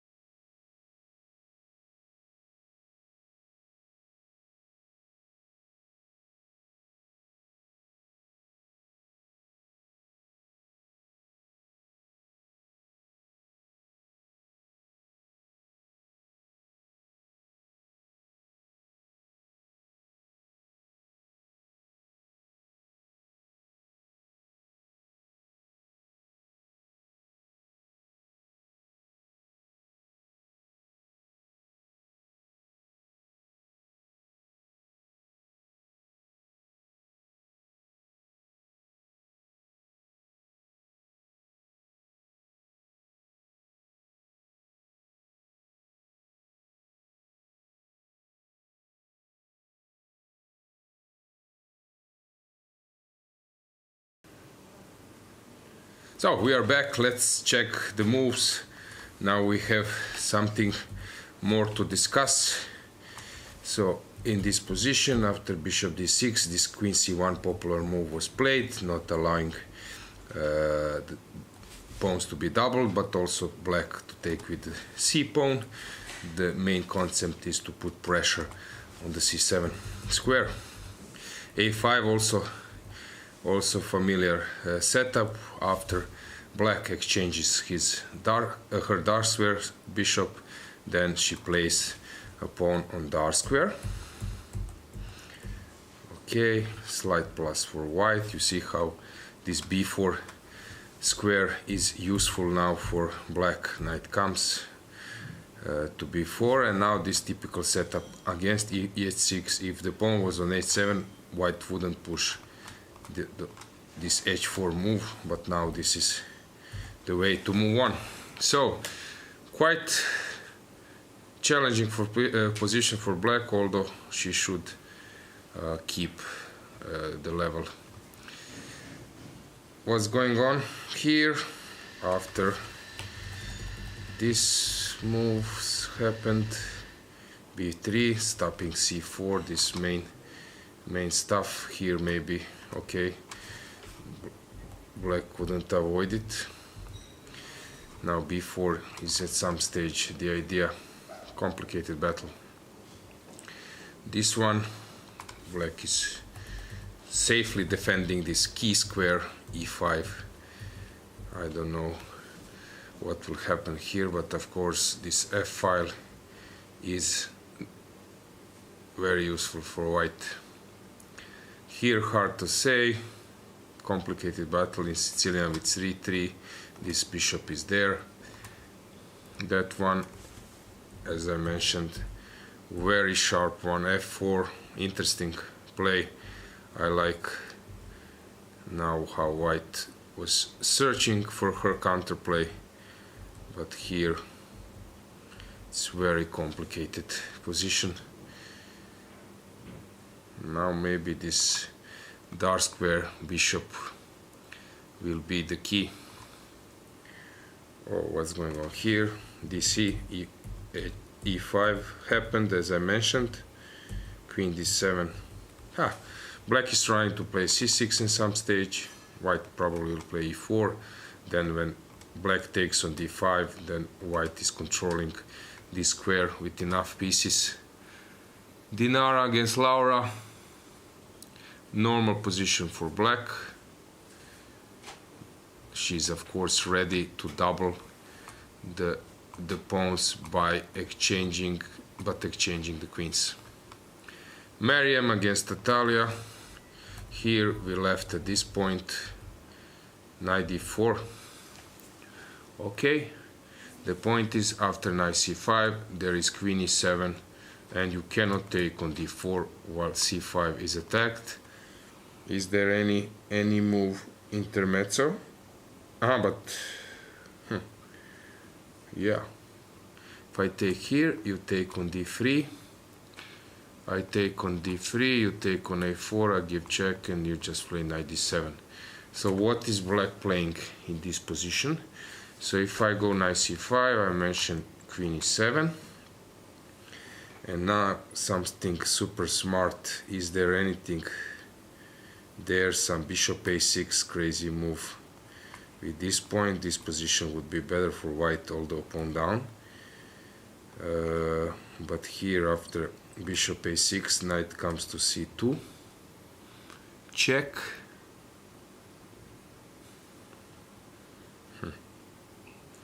Yeah, and saving herself. This is the position. So what can I do? Knight d4, let me think a bit. My knight is hanging, and the threat is to take on d3. Knight c5, the most logical move on earth. Okay, knight c5, queen e7. What if I start with rook c1? With the point, if you take, and then return my knight and take on b7. So you need to return to e6. I probably don't have more than perpetual, I guess. I take here, you take, check, and this will steer to a draw. I don't know. We will see. Will white try to play for win or something else? It seems dubious to me. With some setup now, I think white could keep a pool, but I'm not sure how. This is also typical dark square strategy. Black is controlling the dark squares, keeping solid position on the queen side, but this king side attack is something black cannot deal so easily because her pieces are on the queen side, and white is preparing a king side assault. After knight e5, probably just rook h4, and after knight c4, this type of move. I'm pinning you, so the knight cannot move, and after h5 I just sacrifice. Probably this is the point. Looks very dangerous for black. This one we should follow, of course, after taking. This is just checkmate. Here, what's going on here? Black seems better. Gunina is now having a very nice position. This king will probably need to go to castle. Okay, only some g4, but probably not yielding much. Okay, still a bit complicated, but I like the setup of black on the king side. Here, what's that? Preparing a perpetual or not, of course. Black is not forced to do it. Marcel is very good in sharp positions, so I think she knows what she's doing. Knight f3. Too subtle maybe. g4 came, e4, great play, sacrificing everything, but making a perpetual, and in the last moment changing her mind. So if white plays, let's say, this move, how do you win? Probably the concept is just to double the rooks. Double the rooks and then bishop g3 with the idea of checkmate on h1. I don't know, maybe I'm mistaken, but this seems that, of course, black has a perpetual check in pocket, so maybe this is just postponing the perpetual. Beidulaeva against Urk. Okay, this is typical when we have this Botvinnik Slav defense. It's quite forced. I know all this stuff. I played it with white. Black is, of course, here safe. This is all preparation, played in many games. Will this be a draw? No. Queen c2. So b3 loses on spot because of this one. What is a threat? A threat is to take on a7. If black gives check, king goes up, nothing to worry about. So how black is creating a counterplay? It's a good question. Let's say that I jump in. Then c4 is hanging. Maybe I can even sacrifice.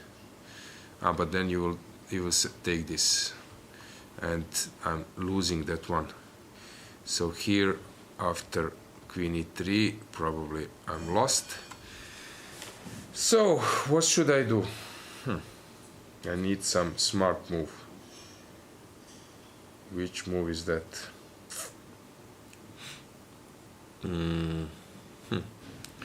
Hard to say. Hard to say. How do I create a threat? So as black, I can create a threat by playing, let's say, queen d5. Now I see it. And this one is hanging. If you play queen g2, let's say queen g2 you do, then, okay, still hard to say. This one will be interesting to follow. That one looks better for white, although not so much. Let's see. Time management. Black is confident there. This board, better for white, pawn up. It seems that Melia will win this one, although bishop can maybe secure some drawing chances. Alina against Irina. Exchange up, although for a pawn. Two bishops, but this looks grim. Something went wrong for Irina. Okay, she sacrificed the exchange, but this f takes e6 now. If this was necessary, then I don't believe that this is a good position, because those two pawns are huge responsibility for black. Here, space advantage, although secured knight looks very solid for black. This one, okay, more challenging. French defense, always more, a little bit more space. Main issue is this bishop, which is inside the chain, slightly passive. If black manages to pull it out, of course, then it will be fine. But now, the point of this move is to stop b5. Of course, white needs to create some threat. I don't see which one yet. Okay, game goes on. Time management, white is a bit low on time. This one, challenge and counter of two bishops against knight and a bishop, although the position is blocked on the queen side. Now I would say that black is perfectly fine, but to be able to break through, she will need to open the position long-term strategy, which means that those two bishops will get some more air and become a bit stronger. Lara against Olga. Of course, white is better. This is a monster. Yet, it's not easy to bring something, but probably black is just putting pressure on her opponent by playing quickly, showing that everything is under control. Not bluffing, but just psychological games. Sofia against Kayala. Okay, this looks very complicated at the moment. So if I take on f2, let's say that I start this way, you move your king, and then I play queen e8, or I can start with queen e8. Can you not to exchange the queens? You can. You can play queen f6, queen f6. I can take on f2. Ha! This one is really strong. Very interesting position. Very, very interesting position. This was this position. What has happened? White opened the position. We will see. Brave move, queen h5, forgetting about this attacked pawn. Here, Vicky Radeva, complicated battle. I will move away from this one. How is Stavrula doing against Michaela? Fianchetto bishop. No, I'm joking. Fianchetto knight on b2. It looks that black is doing great here. Marina against Marina. Black bishops are long-term advantage, although she needs to solve the issue of this rook, which is out of play. It's not connected with other one. Natalia against Natasha. Space advantage, complicated position. I would prefer to be white here, but that doesn't mean much. Here, two bishops, although nice outpost for the knight. Not easy to say. Nadia against Marta. Okay, complicated position. Here, what do we have here? Olga is a rook up. Do I see correctly? I do. Where the rook has been lost? Something happened. Okay, wrong transmission. So rook is alive and kicking on d8. Here, strange position, doubling the rooks on the h file where the pawn exists, but probably the idea is to sacrifice, although white can keep that one. White is better, but complicated, but probably she's thinking, can she take? Probably not. Salomea against Beloslava.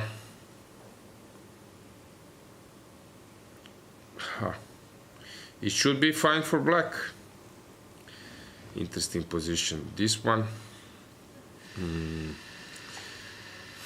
Also complicated. This b4 I like it a lot, with the idea that black is pinned and there is d takes e6 as well. Maybe her first I include that one. Very complicated.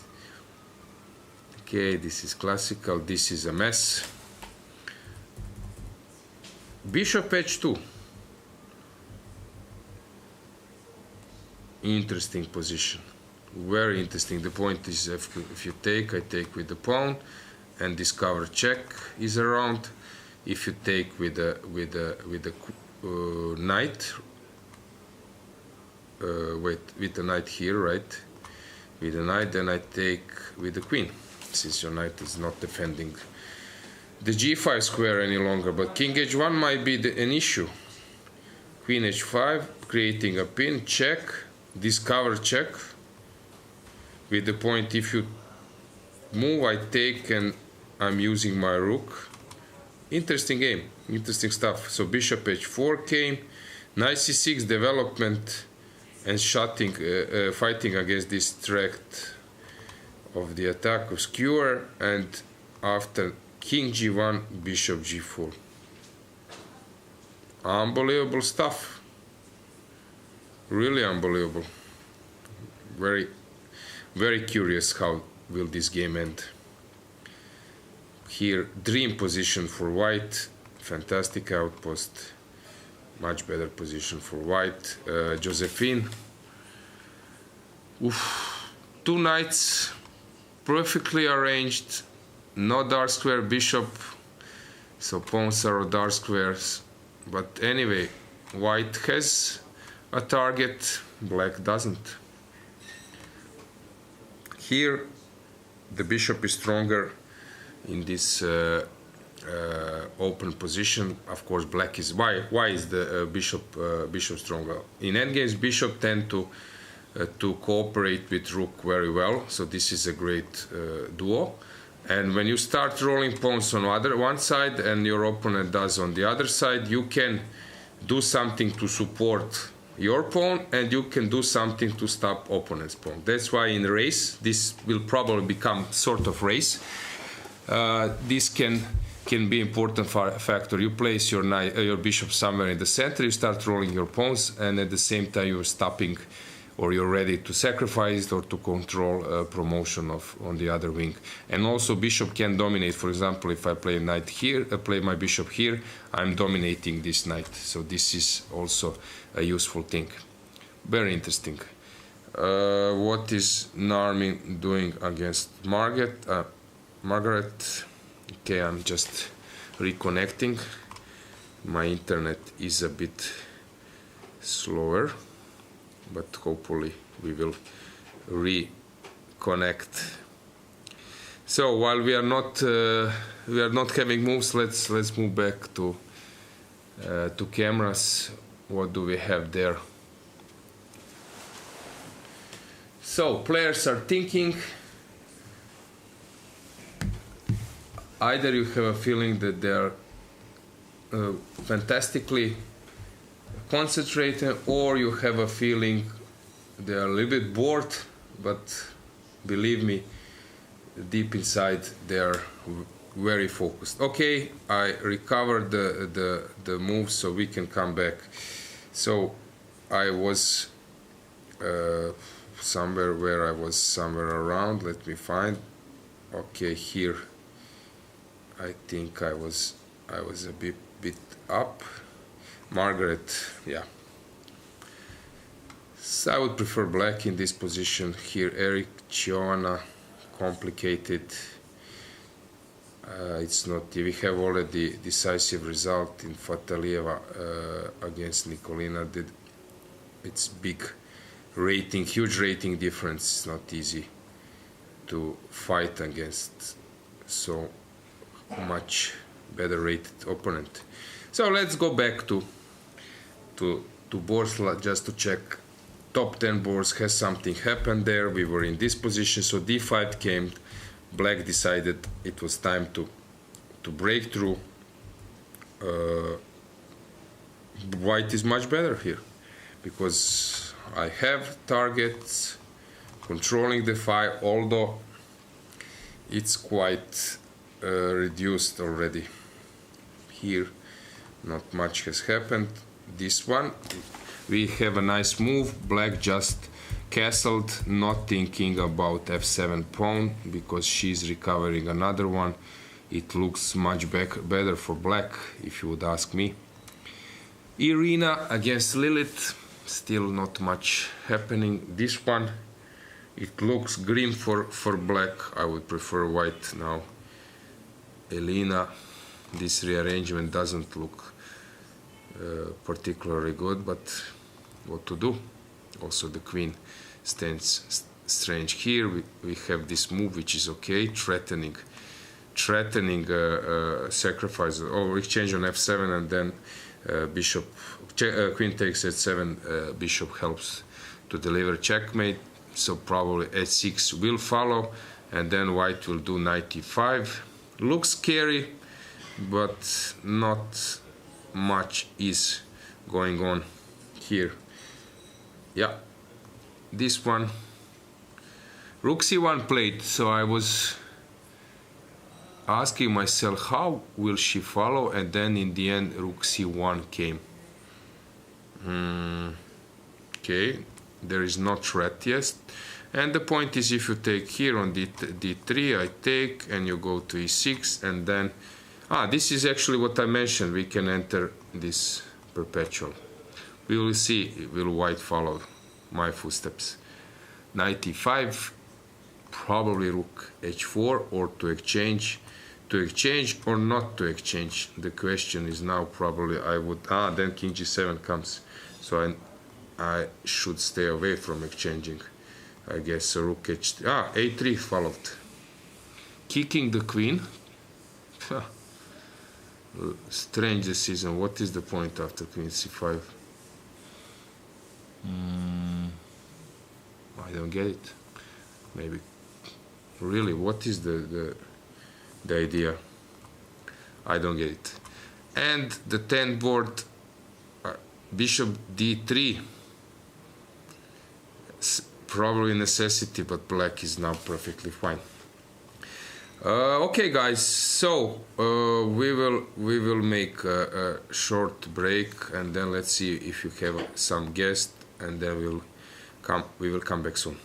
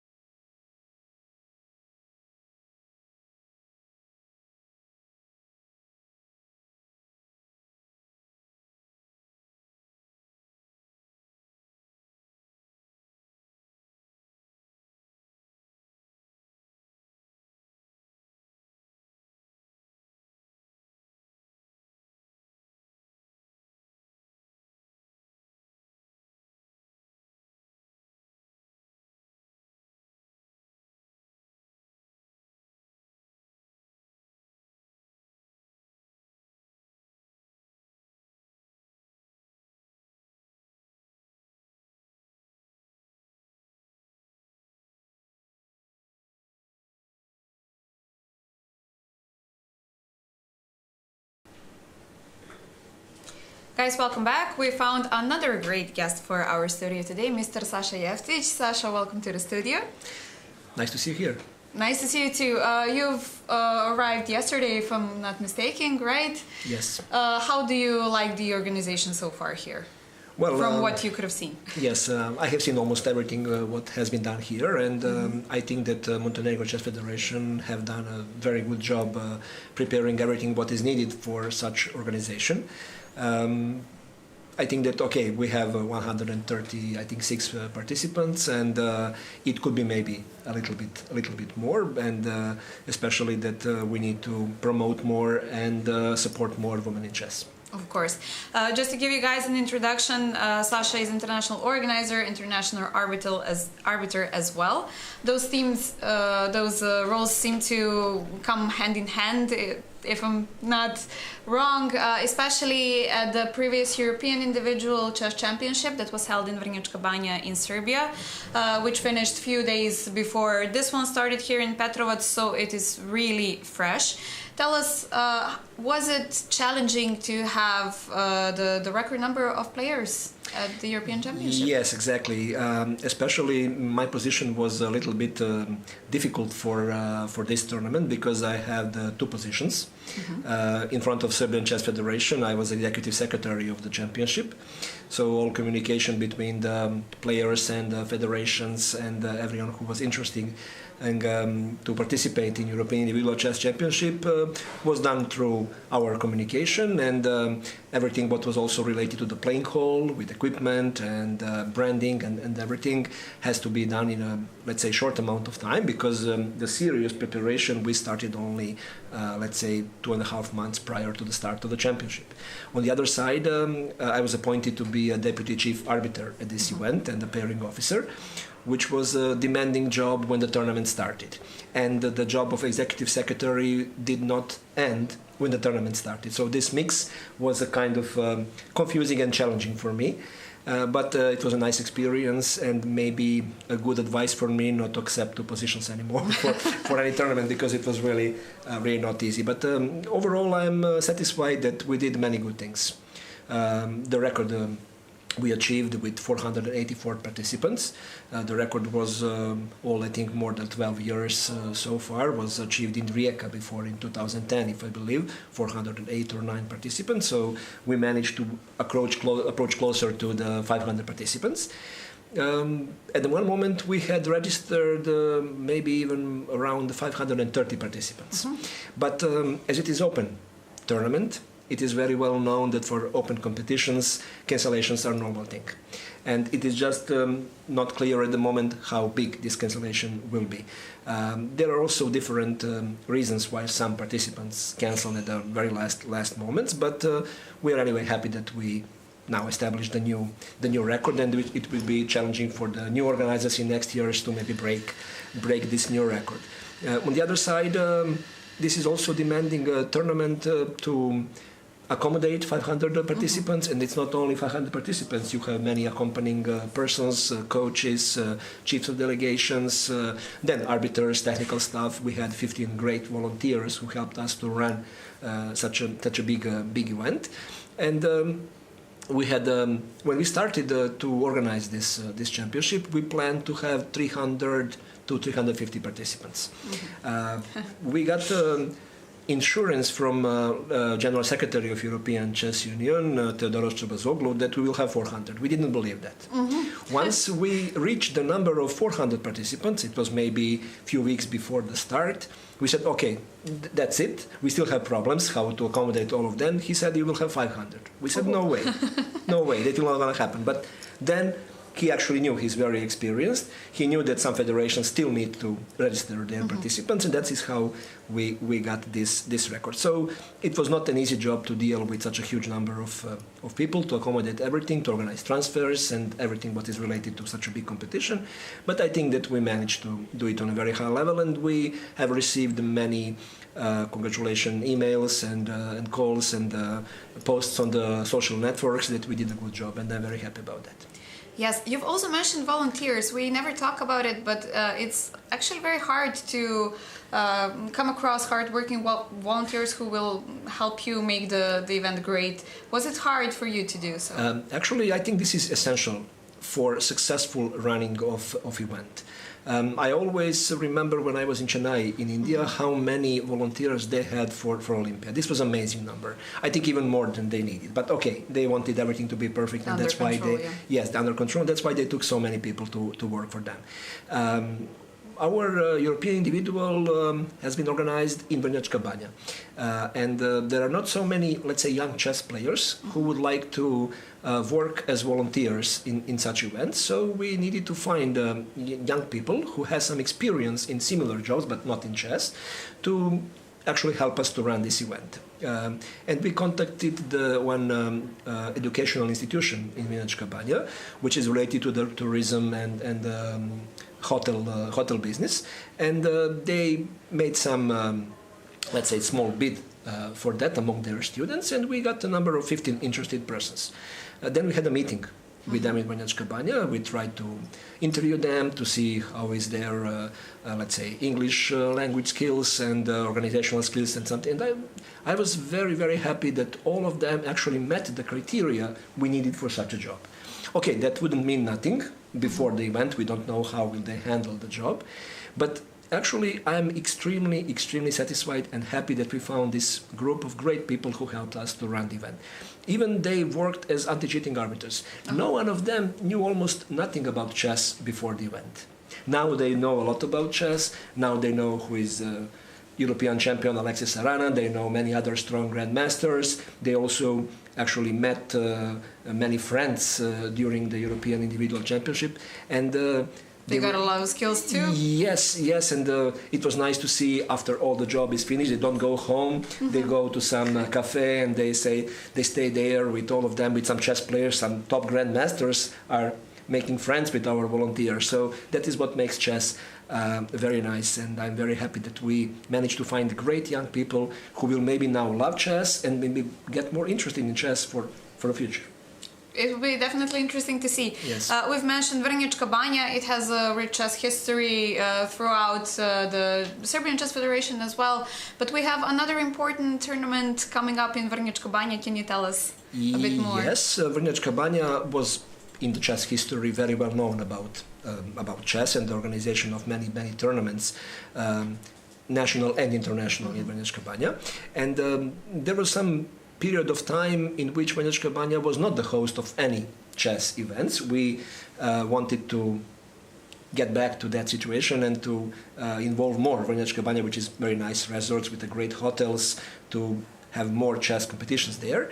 And when we made a bid for these two European championships, one which was just finished, and the next one which I would like to announce is European Club Cup, which will take place in the end of 2024. We still don't know the dates. There are several options, but we will inform all chess publicity when it comes time for that. And I'm very happy that it will be again in Vrnjačka Banja, because all good impressions chess players from European individual have from Vrnjačka Banja, and all of them will want to return with their teams. And this will also be a very demanding tournament for organization, because all of them should now stay in official hotels. We need to prepare more hotels to have more rooms and more transfers and everything. But I think that now we got a big experience with this championship, and everything will be much easier for the future. Yeah, now you know what's coming and you have enough time to prepare, so I'm sure that everything will be very good organized. Sasha is well known around Balkan countries for organizing Paraćin chess festivals as well. It's your hometown, and you managed to create such rich history in Paraćin. Can you tell us a few more words about all of the festivals? Yes, this year in 2023 we will have a 16th edition of International Chess Festival in Paraćin, and when I started to organize this first one tournament, then it became a festival. I had no idea how long it will take and how big it will become. But from year to year, the number of participants increased. Although it is not very attractive tournament money-wise. Simply prices are not very big. There are not such a great conditions for grandmasters, not some pocket money for flight tickets and so on. But we always manage to have solid tournament for not big prize fund. I don't want to say that grandmasters do not deserve more money. They of course deserve more money and better prices. Simply in such a small city we don't have enough resources to provide them better conditions, but they like atmosphere in Parachin. They like all the care for every single and simple detail during the tournament which we provide, and we do our best to have maximum from the budget we have for our chess festival. I will just mention few names who participated and actually won in different editions of Parachin Chess Festival. For example, in 2014, Richard Rapport participated, one of the best chess players nowadays in the world. He was at that time 2,700 plus, and he convincingly, of course, won this event. Then in last year we had Pragnananda, famous Indian wunderkind and now already a big star, who participated and won in front of Alexander Predke. So it was a really strong event last year. We hope that this year we will still have a continuation of having a good tournament, even increasing the number of participants. The small problem is that there is a World Cup starting in Baku in arrival days, I think July 29th. And after Parachin there is a very strong Serbia Open in Belgrade. So it will be hard to find top grandmasters who will be willing to play 2 open tournaments before the World Cup. They all prepare for the World Cup and then it will be a little bit more demanding for us. But I still think that we will manage and find ways to overcome this problem and still provide a good tournament. Parachin Chess Festival is also very interesting for amateurs, amateur chess players who actually don't play for money. They just have some holidays or some free time from their work, and they play only Parachin. They don't play other tournaments. They like to go there. So I'm very happy that we succeeded to build a nice atmosphere there and for players to actually feel good there. That is, I think, my great success. Yes, I can personally confirm this because I've played a few times the Parachin Chess Festival as well. You have A tournaments, B tournaments, even some rapid and blitz in between in the 3 days. So guys, it's definitely a very good festival to be in. Serbia has a lot of interesting tournaments throughout summer. You have your schedule so busy. Can you tell us? You've mentioned Serbia Open. We had Parachin. Can you tell us a few more tournaments that are one consecutive to another, which is something very nice and something very interesting to the foreign players who come to Serbia and, let's say, take a journey throughout summer, going from one tournament to another, which are very good connected transfer-wise and everything. So maybe have a few words about that. Yes, exactly. We all know that for chess players it is not easy to afford participating in many chess tournaments. They have to pay the flight ticket, hotel, entry fees and everything. So if they can have one flight ticket and play 2 or 3 connected tournaments, that's a great deal for them. On the other side, Serbia is not expensive country, like maybe some Western countries. So that is why it's very attractive for many foreign chess players. We have a circuit of these chess tournaments, which are coming one to another. Everything will start with Silver Lake on June 18th until June 25th. And then there was some small, let's say, miscommunication between the organizers, and there will be a gap of 4 days before the next event. And after that, all events will be maybe they can go and see Belgrade for a few days. Yes, or actually stay in Silver Lake as a nice resort for a couple of days. Yeah, of course. That's also a good idea. Then there is a Vojvodina Open in Novi Sad, which starts on June 29th until July 5th. Then Parachin Open from July 7th till July 15th. And finally, as the let's say the best tournament, Serbia Open from July 16th to 24th. Organizer is Serbia Chess Federation. Prize fund will be 35,000 euros. There will be many different events, even for professional players and for amateurs. So I think that this year we will have one very comprehensive series of tournaments in Serbia. That's great to hear, guys. Definitely come and check at least one of the tournaments from this Serbia consecutive ones. I also wanted to ask you, you're part of the Events Commission in FIDE. What is your role and what's the biggest challenge for Events Commission currently? Well, actually, as probably the audience knows, in FIDE we have let's say two commissions which are in charge for organizing all FIDE events. We have Global Strategy Commission, which is in charge for top FIDE events like FIDE Olympiad, FIDE World Cup, World Championship match, and all the tournaments which are qualifying for the World Championship title, candidates, Grand Swiss, and so on. And there are other group of tournaments which are under auspice of the FIDE Events Commission. All youth, veteran, and amateur championships on the world level, on the level of FIDE, are organized or supervised by FIDE Events Commission.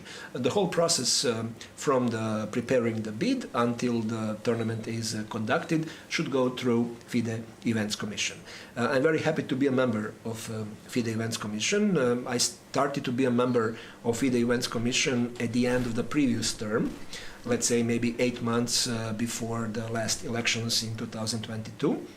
And I'm very happy to be appointed again to be a member of FIDE Events Commission. So actually my position is just a regular member, which means that I don't have directly appointed duties to work on a daily level for the Commission, but I'm very happy to help whenever my help is needed. I consider myself as an experienced organizer. Definitely. And I can help whenever it is needed. So I think that maybe in the next period I will be more involved in some matters related to the titles of the international organizer, like for seminars and following the whole process, regulation, evaluation, and everything.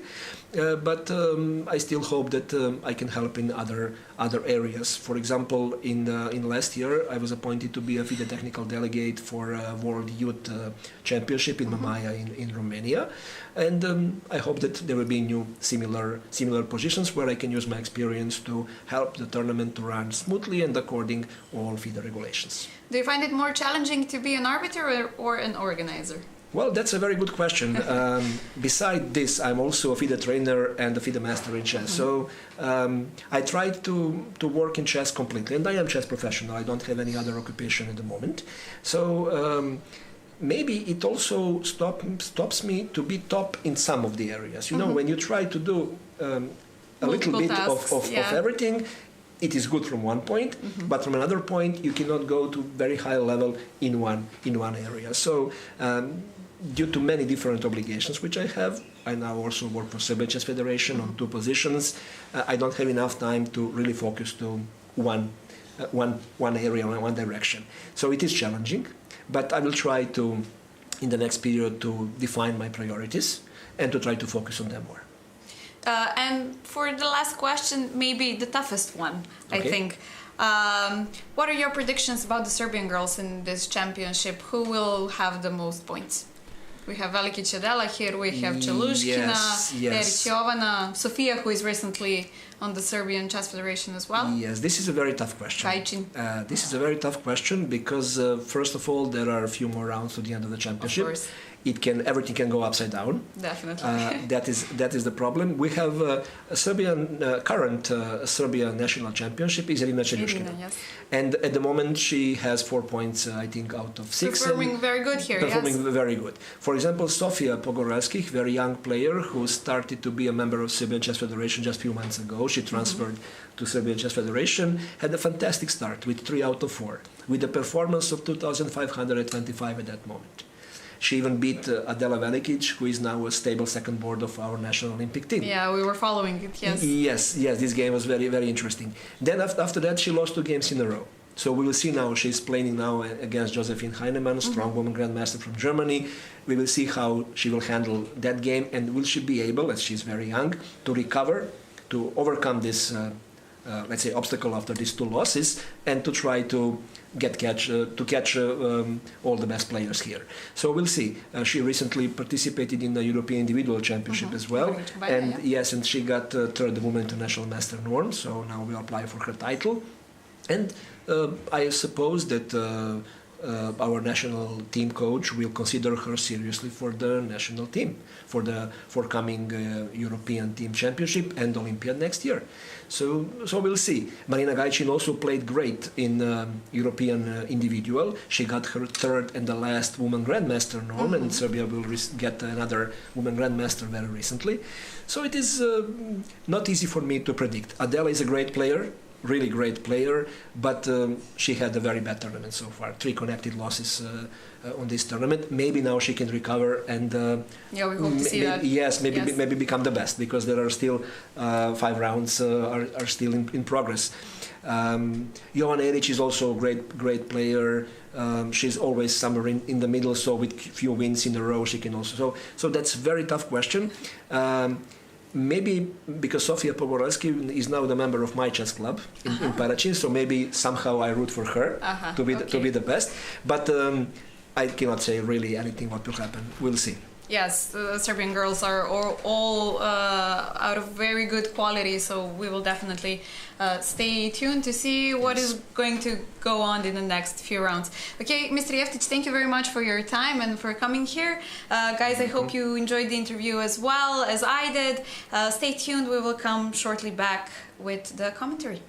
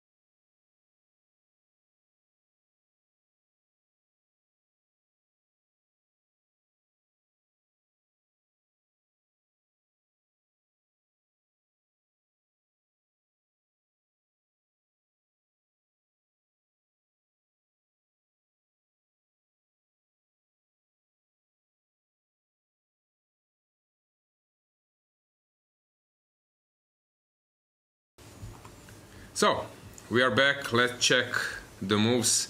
Are you fed up with interviews? You want to see some real actions? Yeah, we always want to see some moves, so it's great to have interviews. Personally, Yes, I'm enjoying it very much, exactly. but definitely the moves are the main point why we are here. Yeah, we are doing great job, but since sometimes we don't have a huge action, of course, it's always nice to have interviews, especially with our distinguished guests. Actually, this is something I like to follow and to see what people involved in different roles in chess are doing.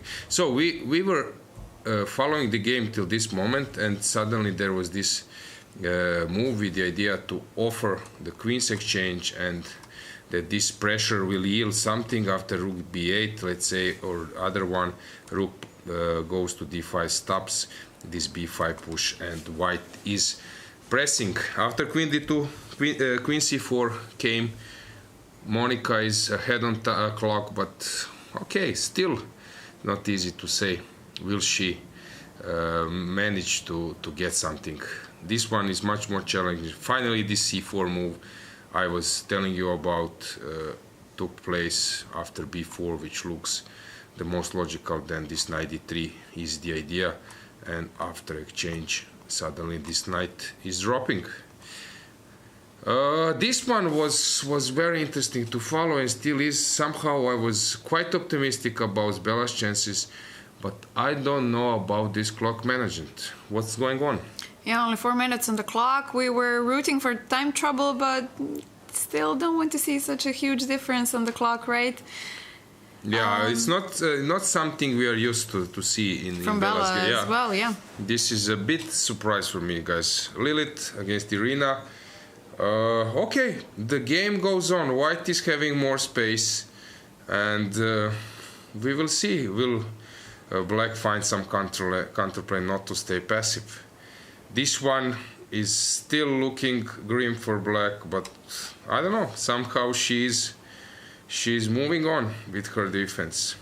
This one, c6 as I mentioned, and now probably taking with c6 will happen. But maybe Elina has something up her sleeve, I don't know. She's deep calculating with hands on her head. Mm-hmm. So we will see what will she produce on the board. She's experienced in taking the right direction.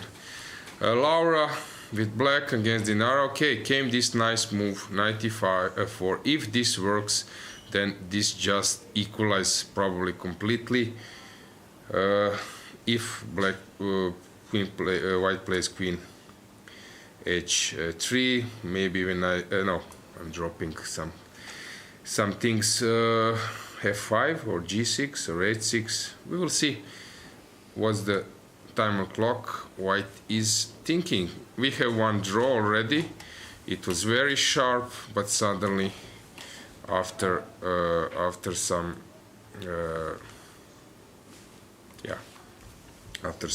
interesting events, we ended here, and then as expected I already mentioned this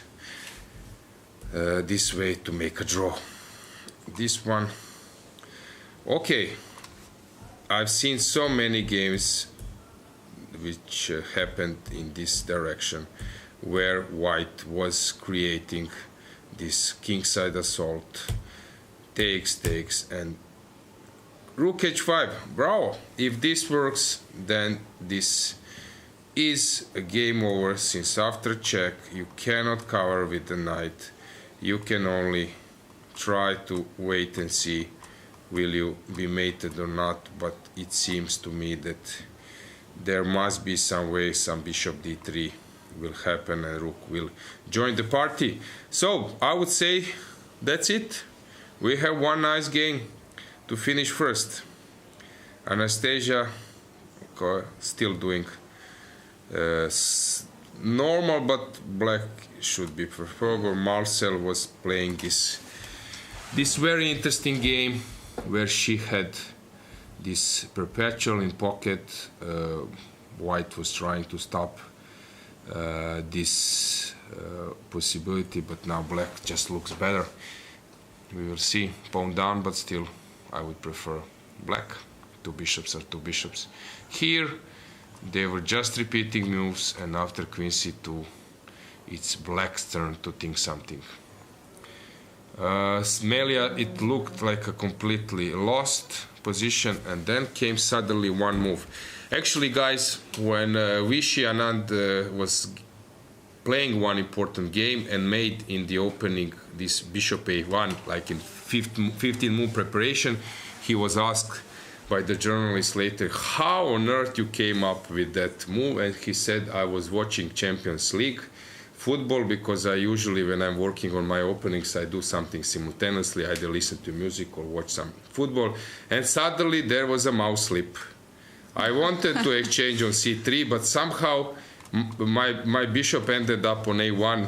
I don't know with which coincidence, and suddenly it became the best move in position. I started to look, and okay, actually it's possible.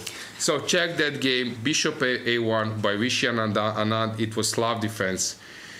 I don't know which game was on TV, but it worth checking that as well. Did you ever have a situation where you actually slipped a piece on the board? Yes, I had during my internet play, and then I dropped a queen and I lose a game, and I'm so pissed off. So okay, but that's on the internet. But over the board, I meant. No, no. We had a situation like that on an Olympiad. Gabi Koskoska, who is a great player of ours, greetings to her. Somehow her rook slipped from c6 to c7, and it was very unfortunate, but it actually happened over the board. Yes, actually, sometimes people do make some mistake. I recall once when the guy played knight c6 and there was rook on d8 and c8, and suddenly instead of rook d7 one grandmaster make rook c7 or something. So just a loss, huge loss of concentration. Do we have anything in chat? Any new comments? Yes, we actually had a few interesting ones. Okay. I know that we had a question. Maybe this was for Mr. Zurab, but I think as a vice president of ECU, you can answer this one as well. It says, given the last major... I would... No, just a second. How much independence does the European subsidiary of FIDE have? Is it entirely financed by FIDE or, by example, the ECF?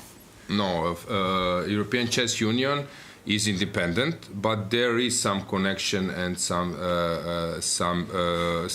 funds coming from FIDE. For example, there is a development fund which is connected with all continents, and all continents are getting development funds for projects.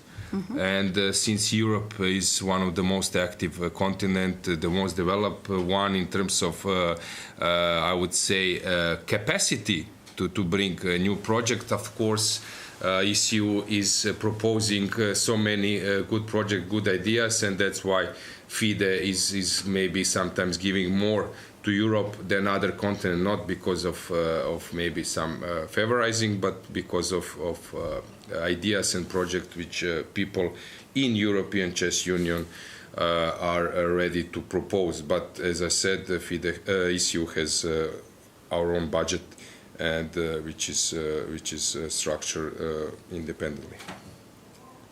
Okay, I hope you're satisfied with the answer.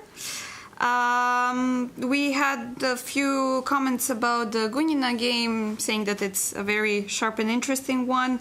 And we have a question, how does Gunina decide whether to operate on the queen side or king side? But it was 2 hours ago. Yes. I'm not sure about which position it was. We can maybe skip the position. I can just remind you that I played Blitz game 2 days ago. Yeah, 2 days ago on the free days eve, and actually she's very familiar with this Slav defense, especially this knight d7, knight b6 variation. So I think she knows what is she doing there. I sensed this on my own skin, and basically she has good position now, and she had it also before. So to me, it seems that if I would play against her, let's say tomorrow in some tournament, although according to rating I'm a big favorite, not a big, but like a decent favorite. But anyway, I would avoid this line because I think she's very well prepared there. We have another interesting question for you in the chat. You mentioned some people from sport world who like to play chess. For example, Ivan Ljubicic, Zvonimir Boban. Who do you think plays the best out of them? Who could have had a chess career? From Croatian top athletes, I would name 3. So Zvonimir Boban is the one. He told me about his match against Davids, Edgar Davids, famous Netherlands football player, and he said, "Nah, they are my friends, but listen, Zvone has this style." He said, "They are not on my level." Mentioning this, Ivan Ljubicic, you already noticed him at the Grand Prix FIDE candidates in Monaco, where he's a resident. He's following chess. He played this famous game against MVL in online simul. Sometimes it's funny when I'm sitting with him. I always want to ask what will Nadal do next, or Djokovic, and so on. And then he asked me about why Firouzja is not playing, and so on. So it's like some kind of encounter. I'm trying to go my way, while at the same time he's focusing on on his question, because he adores chess. And third, I saw some of his games. It's Mirko Cro Cup, famous MMA fighter, very known in Japan. He has a legendary status because he was first, I think, fighting in K1 with all those famous. There was a famous battle he lost against Fedor. That was fantastic match, actually. You can check the highlights. He was so close, and there was his, how they say, left leg is hospital, right leg cemetery. Ooh. Yeah, so he was a famous guy in MMA, but he plays really chess a lot, and he was asked if he can go, for example, if he needed to go to the moon by a rocket, which 3 people he would have taken with himself, and then he said chess grandmaster was one of those 3. Oh, wow. So he likes to play, and sometimes it's funny when he says I'm playing online chess, and then I'm getting in chat some comments, you don't know how to play chess, and then come if you want to meet, I can beat you. They don't know whom they are chatting. So yeah, Mirko is MMA and K1 with all those Ernesto Host and all those legend check about him. So there are 3, I would say, the best Croatian athletes. But of course there are some who will disagree, who are also playing very well chess. So it's not easy to choose. But as I know from international world, I know that Nikola Kalinic from Serbia, a basketball player, is playing chess. As I mentioned, Edgar Davids. I heard even that Didier Drogba is playing chess. I actually heard that Nikola was taking a few lessons, chess lessons as well. Okay, so it might be. We might see him on some chess tournament, exactly. Hopefully. Exactly. So this is always, because we all love chess, it's sometimes really nice that we see them involved in chess tournaments. So here, this backfired, this position I already mentioned. Already won. Yes, I already mentioned, when you take with ft6 e6 here in this position, it's already dubious. So we can make some kind of final conclusion before we will switch again, already traditionally for a Montenegro Sport 1 channel. So my prediction, first board, I would say that here chances for a win for white are maybe like 40% or a little bit even less, while draw is more than 50 or 60%. Expected second board, looks to me that black is now maybe turning the tables. On the third board, something is wrong with the clock, because of course Bella is still thinking. So I don't know about what is the realistic time management, but problem, I would say that she has normal position, although I don't know about the clock. Irina slightly better. This one, Mary, it looks completely winning, but I'm not sure. We'll just end up. This one looks now very good for black. Laura seems to doing fine. We have this draw. On the night board we have winning position for white, I guess, but also there might be some chances that she just plays a pawn down. No, now it's equal. Yeah, pawn down, but maybe it's hard to say. And 10 board looks good for Valentina. So we can now just conclude our English broadcast. Guys, we will come soon, right? Yeah, stay with us, or stay and learn the language. Yes, you can stay with us after the local or national TV broadcast. We can start on. Yes, on English now we again. have 15 minutes. Yes, so stay with us. Follow the games. write us in chat and don't forget to subscribe Yeah. to ECU channel. Yes, okay, that's it.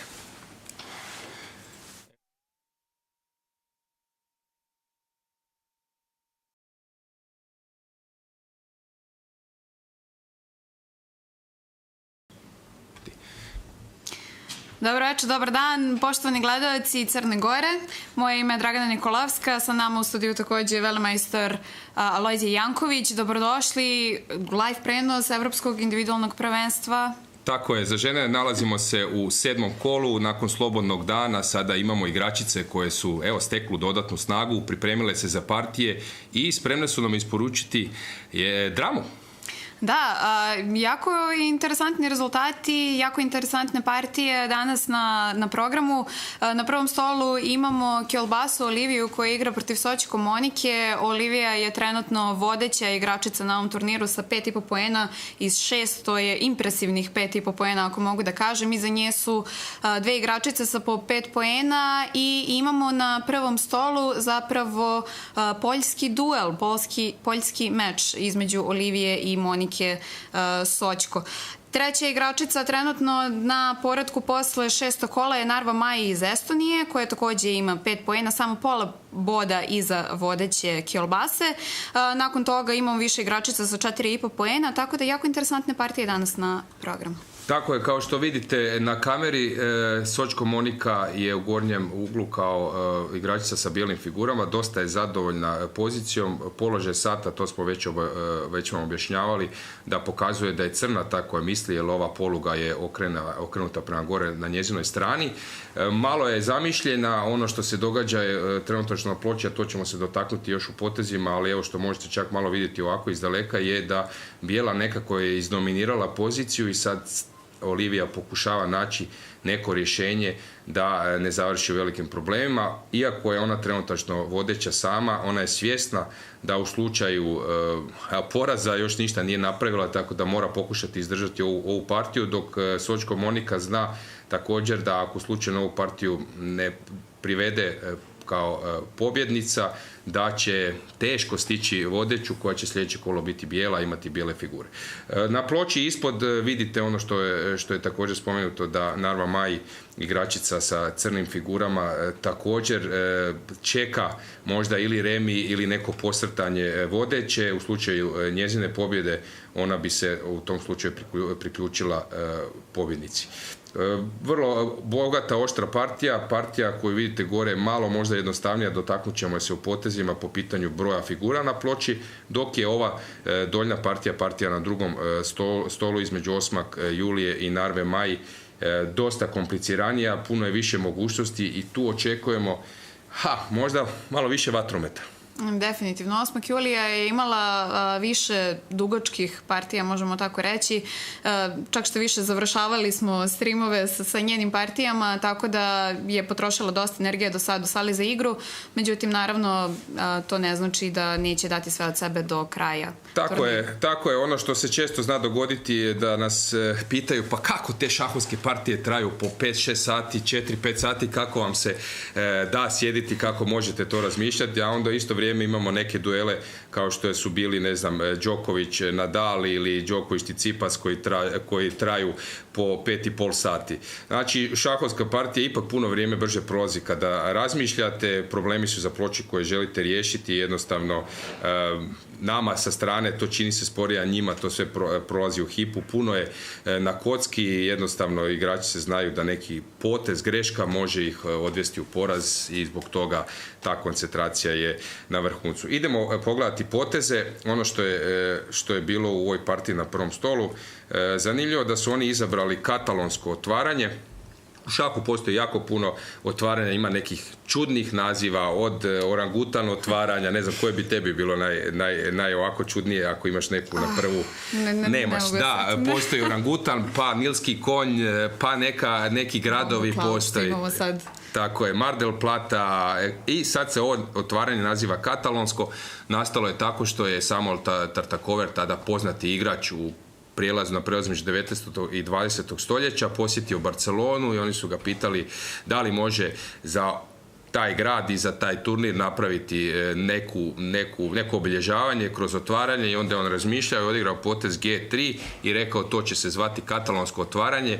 Ni sam nije znao kako je Pandorinu kutiju otvorio, nakon toga to je otvaranje postalo otvaranje šampiona, igra jako puno jakih igrača, to otvaranje od svjetskih prvaka Kramnika do recimo sad zadnjeg meča za svjetskog prvaka između Magnusa Carlsena i Jana Nepomniachtchi koji je igran u Dubaju, gdje su baš igrali ovo otvaranje i Carlsen je izabrao katalonsko otvaranje kao otvaranje kojim želi napasti izazivača. Ono što je bitno u tom otvaranju da se lovac fijanketira, ovo se popularno zove fijanketo, kada se lovac postavi između pješaka. Koja je cilj otvaranja? Cilj tog otvaranja da bijeli lovac vrši pritisak, dok lovac crnog, koji je trenutačno zatvoren u lancu, ne može se dobro razviti, sve se odvija oko te dijagonale. Došlo je do izmjene pješaka, bijela je išla vraćati pješaka, crni u slučaju uzimanja bi tjerao damu, odnosno crna, stoga bijela na potez A6 prvo osigurava ovo polje kako bi onda sljedeći potez uzela na C4 i sada dolazi do rješavanja tog glavnog problema katalonskog otvaranja sa crnim figurama, a to je taj lovac koji je unutar lanca i mora naći neku svoju poziciju i stoga se transferira na polje C6. Možemo reći da za sada je sve to neka teorija otvaranja su se razvijala kroz povijest i neke ideje su se rađale, među njima i ova ideja da se po potezu lovac D6 bijela dama uputi na polje C1 sa kojeg podržava bijelog lovca na F4. Nakon izmjena slijedio je također jedan zanimljiv potez, a to je kada imate pješake na bijelim poljima, lovca na bijelim poljama, postavljamo pješake na suprotnu boju, a to je potez A5, znači pješak zauzima crno polje dok lovac operira po suprotnoj boji. Slijedile su izmjene, lovac F3, lovac F3, C6, bijela ima više prostora, no u šahu pješaci ne idu nazad, kada jednom odigrate potez, ostavljate rupu na nekom polju i to crna koristi na način da svoje figure kanalizira prema polju B4. Došlo je do razvoja figura i sada u jednom trenutku bijela odlučuje da je dosta sa držanjem centra i prostora, odlučuje napraviti jednu transformaciju pozicije, otvara poziciju, mijenja figure, smanjuje se broj mogućnosti, no bijela je ta koja gospodari ovom D linijom i jednostavno crnoj je teže parirati, stoga od ovog trenutka počinje igra u kojoj zapravo se igra samo za, crna igra za jedan rezultat, jel tako? Da, ono što smo također mogli vidjeti još od samog početka partije je da Sočko Monika je imala jako veliku razliku vremena, odnosno prednost vremensku, što u principu u nekim tim šahovskim svetovima znači da je bila spremnija za ovu partiju, verovatno iz otvaranja. Ono što također treba da znate je da smo juče imali slobodan dan, iako je Sočko Moniki bio juče rođendan, izgleda da je uspela da nađe dovoljno vremena da se spremi za današnju partiju. Tako je, ovo je zanimljivo opažanje jer svi su one naravno profesionalke i vjerojatno ako se morao dogoditi taj dan za rođendan, najbolje bi da se dogodio na slobodan dan, inače na šahovskim turnirima uglavnom postoji jedan slobodan dan kad turniri imaju 11 kola, tako da negdje na sredini igračice mogu se malo jednostavno rekuperirati i nakon toga pronaći dodatnu snagu za ključna polja, za ključne poteze i za ključne partije. Ono što je recimo isto također zanimljivo da u šahu, u tom švicarskom sustavu koji se igra u 11 kola nije po nokaut sistemu, nego jednostavno tko će skupiti više, često vas na ovakav broj igrača, 136 igrača, često vas neko preskoči u slučaju da samo napravite 2 remija ili neki poraz, neko na susjednom stolu pobjedi i već ste u poresku ili dostignuti ili čak prestignuti. Stoga, koliko god sada mi imamo određen poredak koji je Dragana pročitala, a to je da su određeni igračice vodeće, za nekoliko kola to se već može drastično promijeniti. Samo da neko poveže 2-3 pobjede ili neko možda se posklizne sa 1-2 poraza, na jedanput se poredak mijenja, tako da to što su ove igračice vodeće, bez obzira što su stvorile neku zalihu, ne znači puno za konačan poredak. Svakako, ono što također možemo reći o Sočku Moniki je da je ona trenutni šampion Evrope, zapravo osvojila ovaj turnir prošle godine, tako da ćemo vidjeti da li će uspjeti da zadrži tu istu titulu. Da, ovo je sudar iskustva i recimo jedne nove energije. Olivija je mlada nada poljske reprezentacije. Naravno, iskustvo osvajanja najvećih titula koje ima Monika je u ovakvim situacijama neprocjenjivo i sigurno ona može puno nekako bolje ocijeniti kada preuzeti rizik, kada biti mirniji, kada da je rezultat i neka možda razmišljanje o rezultatu ne utječe na poteze, kvalitetu poteza. Ovdje se dogodilo da je top sletio na D7, izmijenjena je dama, dama se pomaknula, nudila se izmjena dama koja nije prihvaćena i sada zanimljiv potez. Jednostavno bijela zaboravlja svog pješaka, ne želi se orijentirati na obranu, nego daje sve karte na napad, želi spustiti drugog topa. Kad se topovi spuste na 7. redu, podržani sa centralnom pozicijom dame, na jedanput su puno kvalitetniji i opasniji od crnih topova i stoga to je jedna snaga koju nije lako zadržati. U tim situacijama obično se kao strana koja brani pribjegava jedno rješenje, to je izmjena figura, koja može biti topova ili dama i izmjenom figura se smanjuje pritisak i to je nešto što crna je u ovoj poziciji željela i to realizira na ovaj način, a to je potez dama E4, nudi izmjenu dama da smanji pritisak, no naravno bijela o tome ne želi ni čuti, nego bježi svojom damom, no ipak i sad ta dama izbačena sa centralne pozicije, crna je ipak postigla određenu protuigru sa postavljanjem svoje pozicije, stoga Monika odlučuje da u ovom trenutku dosta igranja na tu koncepciju napada po 7. redu, nego sada ona nudi izmjenu dama. U slučaju izmjene jedanput bi ovaj pješak postao slabost i bijela bi prešla na igru na završnicu. Slijedilo je dama E4, top D1 i top C8. Mi smo sada u ovoj poziciji. Vrijeme na satu je ipak u korist bijele. Da, Monika sa 17,5 minuta, dok Olivija ima samo 4 nepunih i po, što znači velika prednost u ovoj situaciji. Imamo još 8 poteza do tog famoznog 40. poteza gdje će obe igračice dobiti još po 30 minuta za razmišljanje, tako da se u principu, kao što smo već ispomenuli, najveći broj grešaka dešava upravo u ovim posljednjim potezima pre 40. Tako je, svaka igračica dobije isto na početku partije, dobije sat vremena i pola sata još dodatnih i nakon 40. poteza. Na vama je kako gospodariti s tim vremenom. Neki igrači se vole više razmišljati o otvaranju kako bi izgradile kvalitetniju poziciju, ali onda to može znači da će u ovakvim trenucima kad se lomi partija, kad ima određenih komplikacija i morate donositi ključne odluke, može vam zafaliti vremena, dok neki igrači se igraju brzo otvaranju, ali to može značiti da se zapadne u neku dosta slabu poziciju koju kasnije zapravo nije moguće popraviti bez obzira na svo vrijeme ovog svijeta. Znači svako ima različitu strategiju, postoje različiti stilovi u šahu,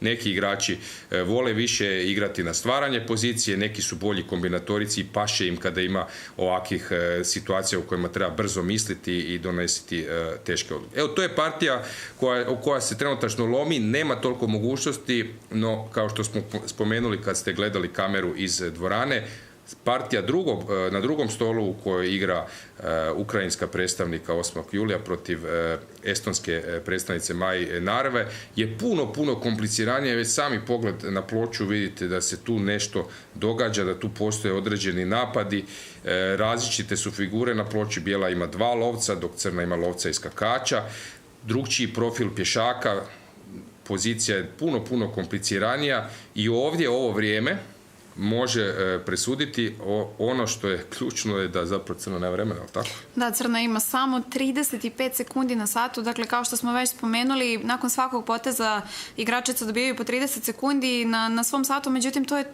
toliko malo vremena da biste vi mogli uopšte da donesete bilo kakvu odluku koja će biti presudna u ovim partijama, tako da definitivno 8. julija jedan od aspekata na koji može da igra je vreme. Da, znači Crna sada ima u ovom trenutku 35 sekundi, znači po odigravanju svog poteza ona je dobila 30 sekundi, što znači da je odigrala potez na zadnjih 5 sekundi. U nekom trenutku malo vam skrene pogled, zamislite se na sekundu, pogledate sad i zapravo vam vrijeme istekne. To je također psihološki nezgodno igračici koja gleda, koja protivnica, da li će protivnica možda prekoračiti vrijeme ili prekoračavanje vremena, kao što smo već spomenuli ovih dana, se partija završava. Nebitno je stanje, možete imati sav materijal ovog svijeta, možete pripremati matnu mrežu, ali istek vremena znači da gubite partiju i to je taj neki element koji šah jednostavno približava tom sportskom nadmetanju jer je vrijeme faktor, a ne samo kvaliteta koja bi bila, ajde recimo, možda u nekakvom znanstvenom pogledu. Znači 35 sekundi, to znači čim protivnica odigra potez, dok vi registrirate što vam ona prijeti, gdje se namjerila, već praktično morate igrati svoj potez. To drastično smanjuje spektar mogućnosti koje vama sad dolaze u obzir, nego jednostavno morate igrati što praktičnije i slijedom toga možemo shvatiti zadnju odluku Crne, a to je da ponudi izmjenu dama, jer izmjenom dama smanjuju se mogućnosti, lakše ćete se probiti kroz taj cajtnot, kako ga volimo nazvati, i tu sad Crna pokušava biti praktična. Ako se stavimo u kožu Bijela to ne želi.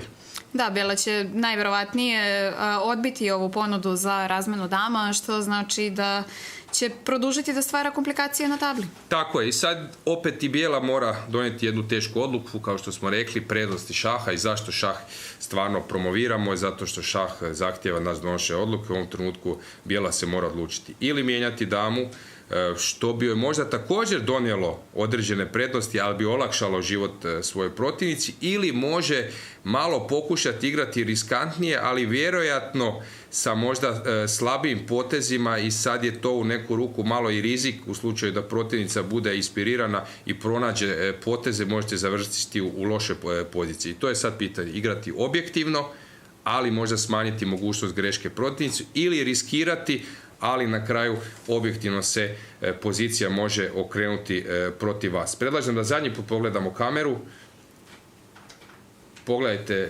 Pogledajte trenutačno igračice, počinje se stvarati neka nervoza, koncentrirane su, nemaju vremena za bilo kakav pogled u drugom smjeru. Zadnji sekundi počinje odlučivati i vidjet ćemo što se događa. Evo, toliko od nas. Toliko od nas, ostanite sa nama, vidimo se ponovo u 8:15 za rekapitulaciju dana. Pozdrav svima.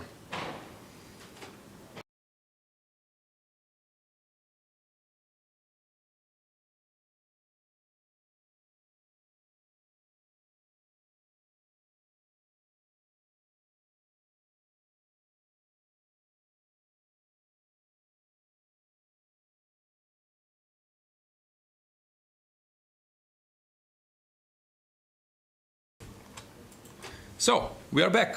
Yes, we're back in English, guys. Thanks for waiting. Yes, we are back. We will check the position. Time trouble is not approaching, is already there. Yeah, already there, and big style. We have only 35 seconds on the second board, as we've just seen, covering the Montenegrin television. And we also have only 3 minutes on the clock for Kielbasa Livia on the first board. Hard time trouble. Yes, exactly. And what is interesting, the top 6 games are still in progress, so players are not interested in making draws. They want to fight till the end, which is a nice sign. Yes, definitely. Remarkable. Yeah, so let's check what's going on at the moment. It seems that white is dominating this D file. However, there are enough open lines for black. So will be enough? Of course, we always say, even Aron Nimcovic in his book has said that you should exploit the 7th rank or 2nd rank for your rook. That's something, but without additional help that won't bring white much. Now I would say it's time, either she will create something in 2-3 next moves, or we can call it a day. So let's move to this one. This one is much more challenging. There was an option for white, and this moment after exchange to exchange the queens or not. In the end she decided to go for it, counting on better bishops in endgame. So after this takes c5, she's hoping that 2 rooks, knight, bishop towards the queen side will bring her win. a6 hanging, c5 hanging. Yeah, black is long time, not an easy position. This knight is out of play, and usually bishops tend to come quicker to help the situation on the other wing, while knight will take forever. Let's see how Guichard Pauline is doing. Something has happened. I would say that exchange one pair of rooks helps black. It seems that Bella is in driving seat. Yeah, but can I now also take on h7 Yes. with the queen? Yes, you can, but after exchange, I will take something. Okay, Probably a pawn is mine. So of course you could play this way. So I can of course take. So who is faster? Hard to say. Maybe black, maybe white. I don't know. This one also goes quickly. The thing is, king is better a bit of black, but of course it's not necessary for me to play this way. Can I do something else? I will take what else. Okay, of course I can always probably force a perpetual, I would guess, but let's say that I'm not interested for that, and I start with g5, just maybe to play g4, because probably I will catch one of those pawns. Also I might try here in this position queen d4, just to disturb you a bit. Interesting. Irina against Lilith. White is better. Always this, how they call it in Russia, they call bath tube. If white manage to build this, it's always in the endgame an issue, because to be able to free yourself, you need to push f pawn, and suddenly your structure is worse. This one, black was walking on a tightrope all the time. It looked completely lost for black, but somehow this game is going on. Any remark from your side there? Leia finding some interesting resources, and I would count on some sacrifices maybe as well.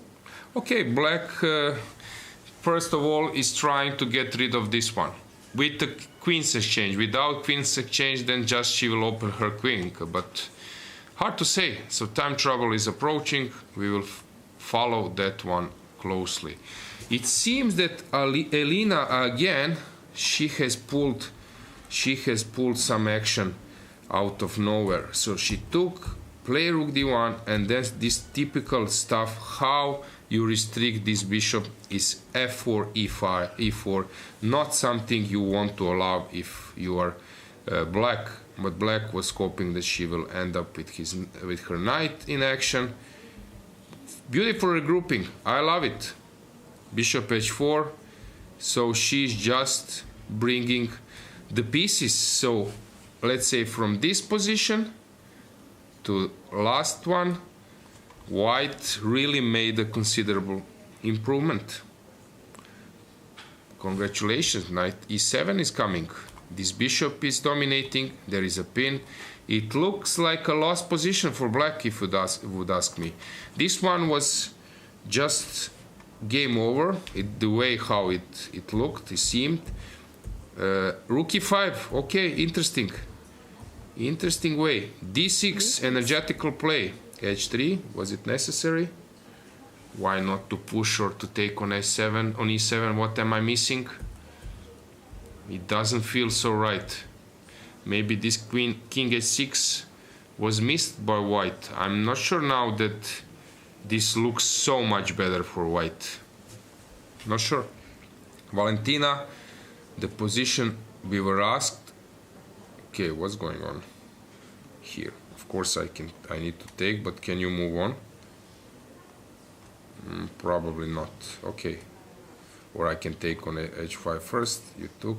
You take, I play g5. Suddenly this g5 seems to me that Valentina misplayed it a bit. Somehow this knight became attacking piece. I don't know. It doesn't feel so well, but we will stay with this one. Just to brief check, this one looks lost, but maybe white has some chances to survive. Oof, this one, I cannot say so quickly. This one is just winning for black, I guess. That one winning for white. Here, very complicated. Probably white needs to. A lot of imbalance. Yes, you're right. You're completely right, Dragana. Yes, this is the case. Let's stick for a moment to Gunina's game. Let's check how will she react. They're a long time, 5 minutes. Okay, still end game, but now it's hard decision for her. Maybe we can just check the cameras. What's going on at the moment? We don't have Gunina's game while we are waiting for her move. Anything special? Yeah, since she's playing on board number 10, we don't have the live coverage of her board, but we can see the other girls. We can see Sochko deep in her thoughts. Yes, Julia starts to be a little bit more nervous in her game against Norma. Elina seems confident, right? Yes, as you've mentioned, she she outplayed her opponent. At least this is how it looks to me. Lilith is trying to find the right way how to come out. Azmaiparashvili seems confident as well. Of course, she's up on time, big advantage too. Yes. So, really hard to say, but we found some favorites in some positions. So let's go back to moves. Let's check this. Anastasia against Valentina. What she will do now? I'm really curious because you cannot take on f4. I think so, because this h6 is coming fast. So that means you must take on h5. So we are getting this move. I'm also seeing some comments from one IM that Savina is playing great. I don't know. It looks to me that black was perfectly fine before, but something just went wrong. Is this possible to stop? Yes, if I play h6, you play bishop d4. So this is your way. So maybe now knight g5, trying to stop knight. I'm not sure that g takes. Was it the best move to take with the g? Not so sure. Because now, of course, I do this. You might play rook h5.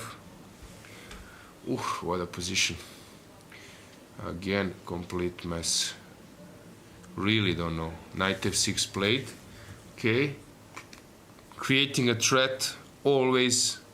Even Jose Raul Capablanca has said that first you should consider moves which are with the tempo. So knight d7 threatening to take the bishop.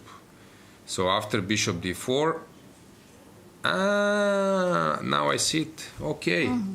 This is the point. And if you go down, I take, you play this, and you cannot stop. Yeah, cannot stop this guy. It seems that Valentina is on the verge of defeat. Okay, it's always possible to find something, maybe some. But you see this domination, this is tactics, this fork.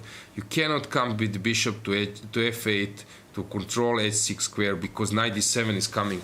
Always this knight d7. Suddenly this king b6, which was played here, maybe better was to move the king somewhere. But you don't want to stand on h5, the Rust rank. But maybe king c8 or something was better. Very tough situation for Valentina. Let's see, will she hold or not? But this looks scary, this h-pawn. 3 moves away from the promotion. You should have nerves of steel now Anastasia. Yes. Anastasia using the geometry very, very well. Yes, now you should have nerves of steel to be able to cool-headedly find the defense. Okay, yeah. Actually, I don't see one. Maybe I'm mistaken, but it seems to me that this is over. Which move she will do? Clock is ticking. Very, very tough situation. While guys, you can check cameras. We will just briefly take a look how Savina is performing till this moment. So she is okay. She's original Russian player, right? She's playing now, so, yeah. representing France. She's actually not performing anything special. She won first round, then made a draw against 2200 Sandu Mihaela, then made a draw against 2200, let's say, Salomea, then lost against Gaichin. So actually she was on 50% after 4 rounds, but then won against 2100, 2200. If she pulls this victory, suddenly you are close to top. This is typical Swiss system where you have chance. With few wins, if you connect 2 wins, 3 wins, suddenly you are improving your standings. Seems like the FIDE did her well. Yes, exactly. But also she was doing well in the last 2 rounds one. before that. Yeah. Yeah. If she wins 3 in a row, of course, it will be very huge step for her. Clock is ticking 1 minute. Actually, I don't see. What will Black do here? She would be happy to sacrifice a bishop, so she might try it this way. Bishop f8, I push, and trying to sacrifice it on h6, maybe immediately. Like this way, this would be one option. Second option is that I play knight d7, maybe I can go for an endgame. Also look completely lost. I just placed my pawn on h7 and your rook will be super passive, let's say like this way, and I'm getting enormous activity, so you should be lost here. But okay, white at least has some choice maybe to go wrong. So what has happened here? Rook f2 played in the last 30 seconds. White, she will go up, I guess, to d3. This probably will happen. So maybe Valentina is thinking after king d3 to play bishop f8, sacrifice on h6, and at least to catch this guy, trying to attack later that pawn, but this also looks lost. But even I can play king e1, I think. I have the threat of knight d7. Yes, king e1 is possible, but then I take on b2, and then I suddenly bother you a bit if you knight d7. Okay. You're dropping you the rook. Yeah, okay. this is the point, I think. Yeah, we will see. We have a finished game. Let's check. Bulmaga Irina. Seems like she's just finished. It should be a draw if we know Lilith right. She likes to offer a draw in this situation. But actually she rearranged. I love this. b5, bishop to b6. Perfectly played, timely played. They made a draw. So Lilith taking her careful strategy, while Irina, she was suffering a bit, right? In the last few rounds, so she's trying to recover. Yes, tough loss. Yes. Very beautiful game. We mentioned it a few times, but guys, it was such a beautiful game. You have to see it. Yes, exactly. So, what's going on here? 20 seconds. The clock is ticking. Tough choice for her. You know that you are lost, maybe you're close to losing, so at least you want to make your opponent's job complicated, but I don't see how is the best. 4 seconds. Okay, played on it. Sometimes this strategy you just give check and postpone your decision, but basically you are not solving the issue. So let's see if she has something up her sleeve, trying to give some checks. So after king e4, what is she up to? king will come to e4. Anastasia will play it. I don't see what else.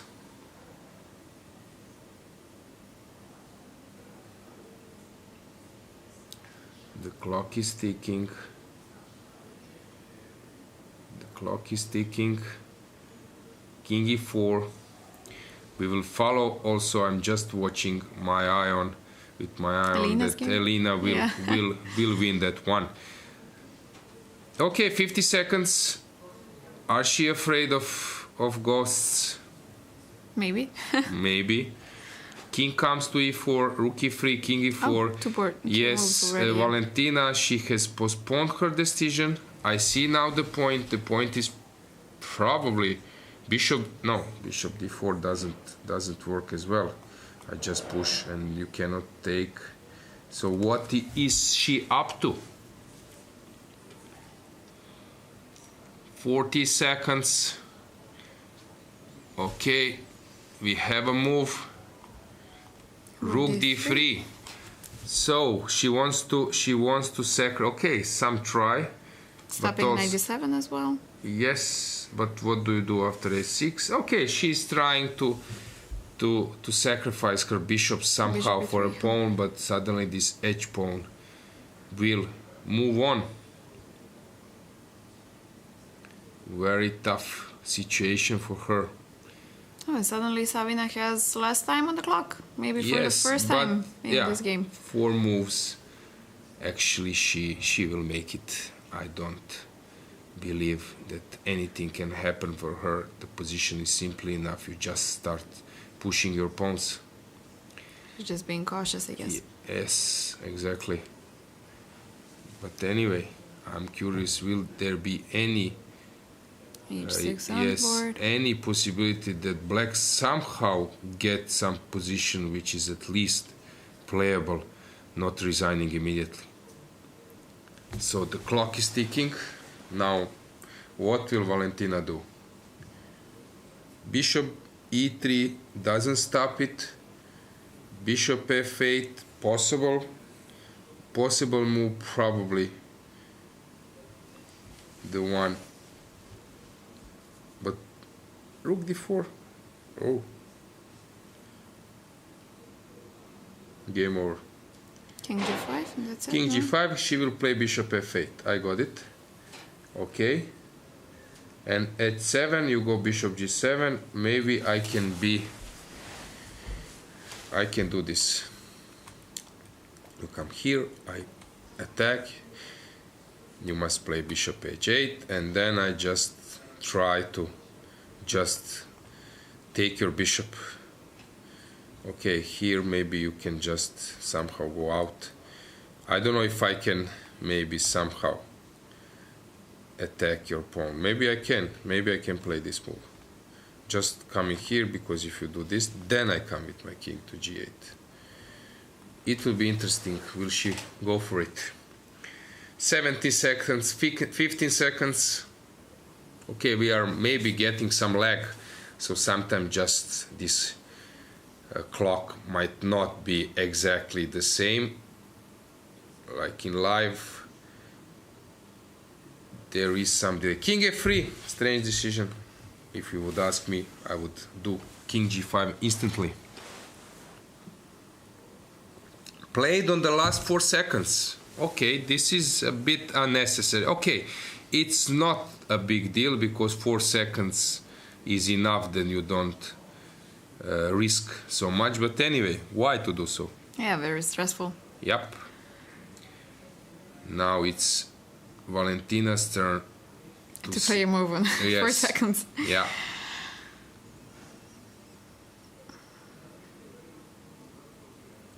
Four seconds. I'm just trying to get over the 40th move. Yes. Seems like. Yes. But then sometimes some unbelievable things happen. People are trying to get into the 40th move, additional time, and they were forgetting that they are making perpetual or three times repetition exactly. Yeah. So sometimes you can be unaware what actually you are doing. Here probably it's not the case, but it looks to me unnecessary.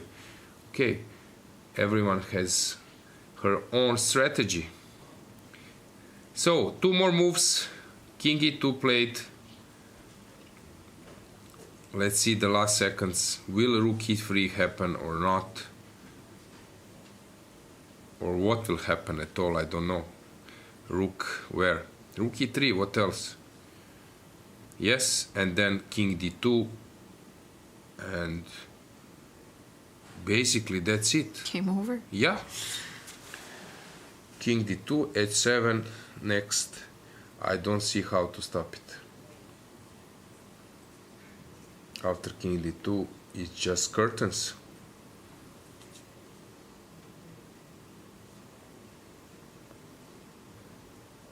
Yep. Probably. I don't see which move she will make now. That's it. I think she will resign. 20 seconds. 20 seconds. Will she make a move at all, or? It's not easy to suggest Yeah. one. Which one to do? Yeah. Yep. 1-0. Unfortunate events for Irina. Do we have some time trouble? Let 14 seconds here. 12 seconds. Narva is thinking after d6. What will she do? Bishop e5, I guess. Okay, probably the clock is still correct. Or she will come out with with bishop. I don't know. No move there. Probably she made a move. I don't believe that the clock has run out. Few seconds. Unfortunately, on the cameras Yes. we cannot see the clock. Let's check the cameras. I see the king is on f7, so that means king f7 last move on the board. It's top corner. It's played but not transmitted. Yes, king f7 played. Other players are deeply concentrated. The time trouble is over. Now let's check the moves. What do we have here? Rook c1, still better for white, but the worst is over. Exchanges is always a good way to play. Here, so probably king f7 was played, but anyway, 3 pawns up. Yeah. Forget this No game. way It to- means that Julia will win this one, and she will catch. She will have 5.5. Yes, if okay, I'm not depends wrong, what and- will happen. Yes, this one is now. This happened. What I mentioned. This f6 is gone, but the queens are still on the board, which just favors white, and then probably white is just winning here. I don't know which way, so I just need to bring my rook. So maybe I could try. You're trying to get me this one, but you cannot. So I can play queen c6. If you take, I give check, and that's it. Checkmate. Elina, opposite. What has happened there? So she went for this queen e7, which might. Okay, black was trying to play g6 and to penetrate with the queen, but this exchange pawn up. This bishop d2, it's important resource to block the rook. I'm not sure that white will win this one. Okay, rook d6, f4 is the point. I get it now. But anyway, how will you win this one? Probably very hard. Okay, you're trying to play this. I understand. Maybe I can just sacrifice. We will see. White is better, but still. Dinara Wagner made a draw. I mentioned that black is fine after 94. We have this one we mentioned already. Sabrina against Alexandra. It was winning, but this I don't get this move h3. Why h3? Queen g3 was Was it no? Queen g3 is nothing. If I push. Maybe she was afraid of some sacrifice. Rook Yeah? h2. But maybe queen h3 I can play, because this d1 is a setup. So this is a pointed checkmate. Now I get it. But something is strange here. h3 doesn't feel right. After h3, exchanging the queens. Okay, still bishop and two pawns, but the position is open. I don't think black is worse anymore. How was this game? Still in progress. I would bet that while black is completely winning, but maybe something is going on there. Let's say that I play this move. Probably this is the concept, but I give you check. I should. This is right square. I don't know, hard to say, but it looks to me that black is on top there. This one. Game over. Checkmate. How she did it. Queen c6, rook a7. Really?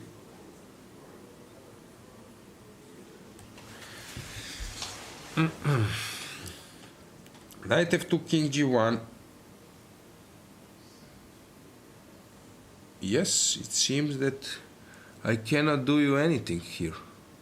Very interesting. If I need to change the queens, I don't like that. Rooks are better, although why not king b8? She probably blundered this move, I guess. This one, completely winning for black. This will be game over. White is winning here. Alina won, Gaponenko, she made a draw. Mamazada, just as I mentioned, let's see, how was it? Rook e3. Okay, this should be just winning, no? Maybe not. I don't know. Strange. Yeah, and now perpetual. Yes, yeah. yes, exactly. Lela. How this happened here? Yes. So black needed to open a bit of position, but somehow white didn't react, I think. Or is draw not? Let's see. If I take here, you attack my rook. You attack my rook with how? Play here. I play that. You take. I give you check. You go where? I won't lose this one. It should be a draw. You go down probably. I might take now. And take on f3. Yes, I shouldn't lose this one. This one looks better for whom? I don't know.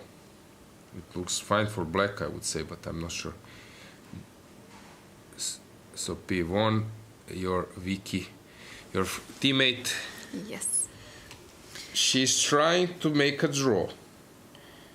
Of course, she's a pawn down. There are realistic chances. Okay, we will see. She needs to catch one of the pawns. Try to make her own passer, which won't be easy. Black just want to take this one, so something should happen on the other wing. This one looks better for black. No, exchange up looks better for white. Brunello Marina, she has won the game. Natalia, again tough game for her. Pawn down, black is much better.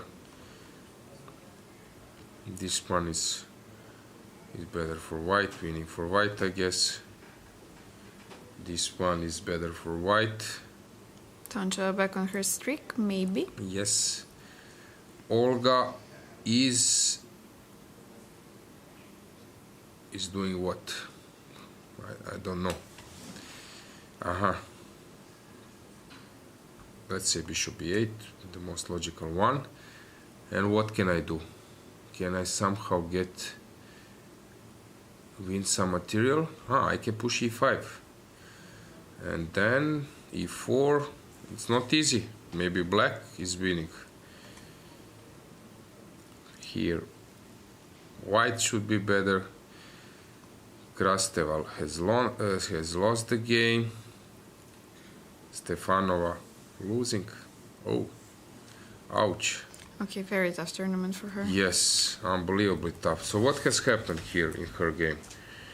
Former world champion, great player, playing fantastic chess, 2550, even more. She went for the sacrifice. She didn't want to make a draw. Oh, come on, Antonetta. Here, she cannot play. This is what she missed. She cannot play here. That's why. She cannot give this check. There is no perpetual. This is what she blundered. Crash check. Ivana looks like winning. Balayaeva. Checkmate, right? Is losing against... This was preparation. This was this unbelievable game which happened here, and this whole concept was unbelievably... Okay, now white is better. Maybe not much, but not to lose. What has happened there? Suddenly did a pawn become a headache, and very precise. Queen e5, if you play queen g3, you drop the queen, but you take on g8. What am I missing? This should be a draw. She didn't do it. She played g3, and after queen h5, she loses. Checkmate. Unbelievable event. Okay, so I think we can leave you with cameras, and we will have a short break, and then we are coming back. So, see you soon. Stay with us, guys.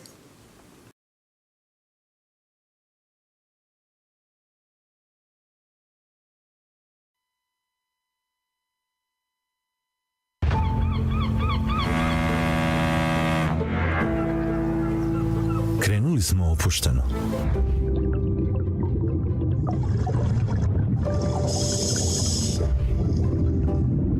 Onda smo pojačali tempo, jer smo osjetili da možemo više. Bilo nas je sve više i više. I to nam je dalo snagu da idemo dalje i još više. Uvijek tu jedni za druge. Pravi prijatelji na istom putu.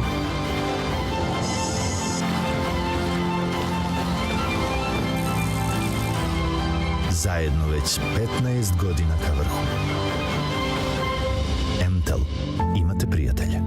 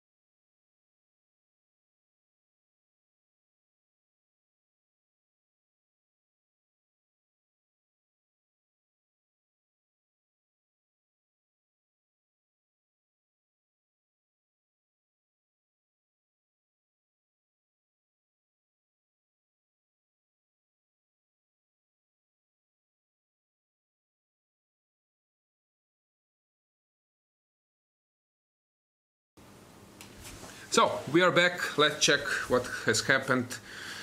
Unfortunately, not much has moved in this game. We left after the rooks exchange. Here, white is trying to do something, but it doesn't feel that much will happen. Now draw is most likely a result here. Azmaiparashvili has won the game as expected. Bela in the end made a draw. This is a bit surprising here. I would say that she had some initiative, but let's see, she opted for a draw in the end. Didn't want to move on. This one, what has happened here? Queen c6 as proposed. a4 played, also good move. It seems like white is winning. Eternal pin domination, basically, that's it. 6 board, tough position to convert. I would bet on draw there, but let's check the cameras, let's see the faces. What do we have? First board, as I said, it looks to me as a draw. On the 5th board and 6th board, on the 5th board we have just completely winning position for white, and on the 6th board draw is probably coming there. Okay, let's move on with the moves. This one, yeah, looks now complicated. A pawn is a huge asset.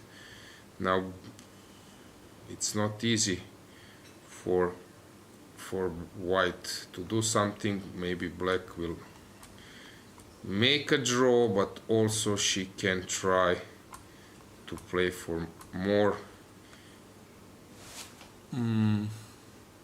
by playing this stuff and then start rolling her pawn. This one, Evgenia what happened there?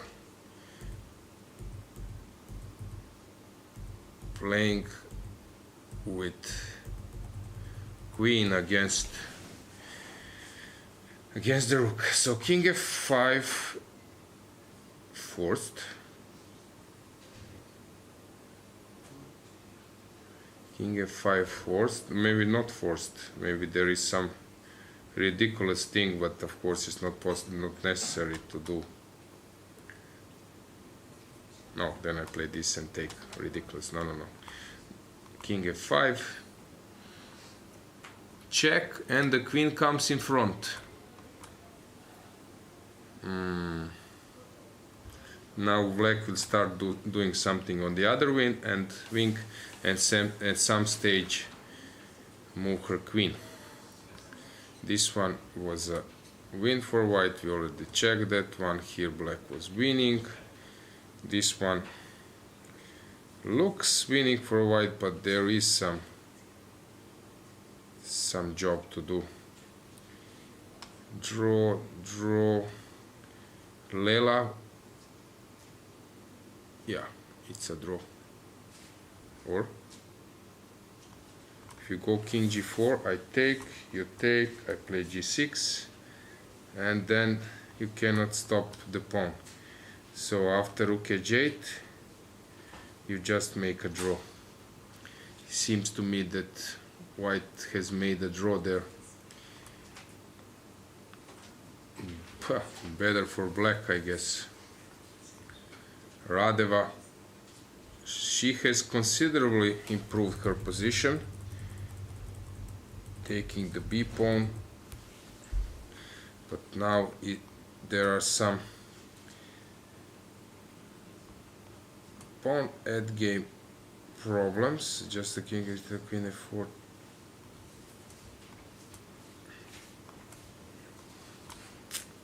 Still tough. Salakido against Sandu. 3 light pieces against 2 rooks. It looks better for black winning, I would say, but still there is some job to do. Marina, she won. Natalia, she was worse.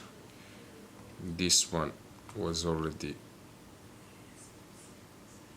decided, that one. White is pushing, but not easy to convert in general. Zimina, she has made a draw.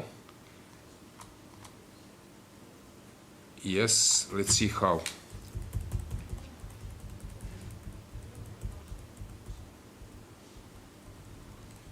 B6. Okay, nice motive. Nice motive. So maybe rook c2 was a mistake, rook a2 was better. And here she just offered a draw. Why the Sidonia? Oof. It looks better for white. Winning, I guess. Yeah, e7 or something. Susanna against Antonetta. This is just over. White won the game. Ivana against Jolanta.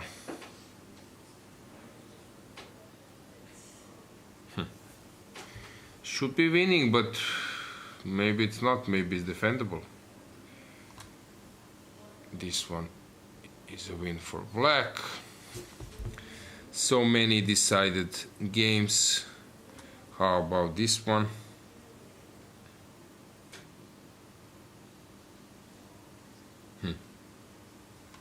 The knight is dominated. Black is better. Something to follow. Rook a6. What's going on here? Knight f5. What if I take on f4? What is the point? Queen f6. Very interesting position.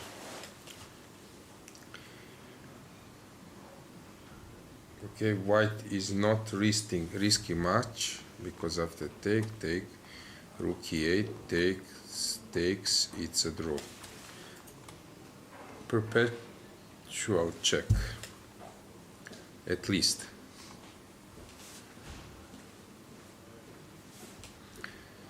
Yes, something else. Adela. Probably better. Hard to say.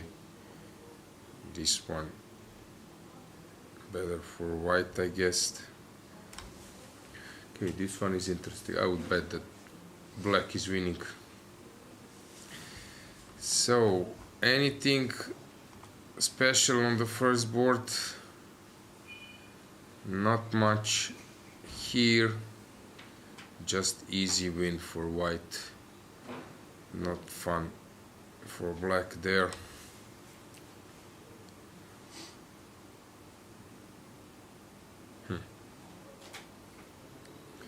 H4 plate, okay, she wants to include her king. Hang on.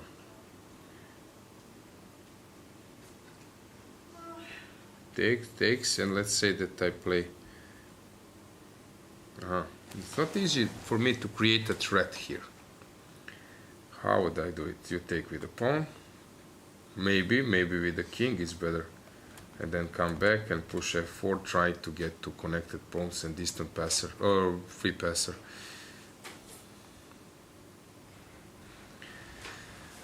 Let's stick to this one. Let's check the cameras. What's going on there? Not much is going on.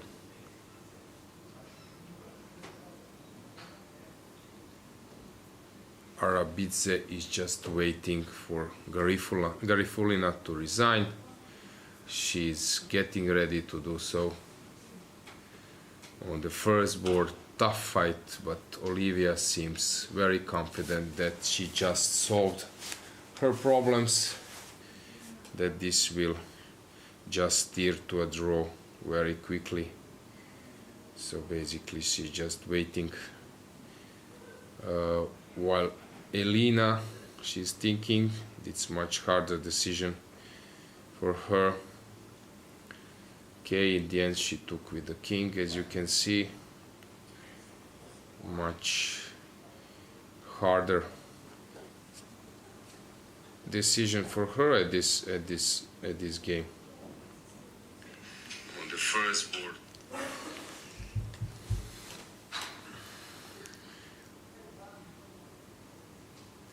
On the first board, not much is happening. Hard to say where we can see some excitement except this Elina's game.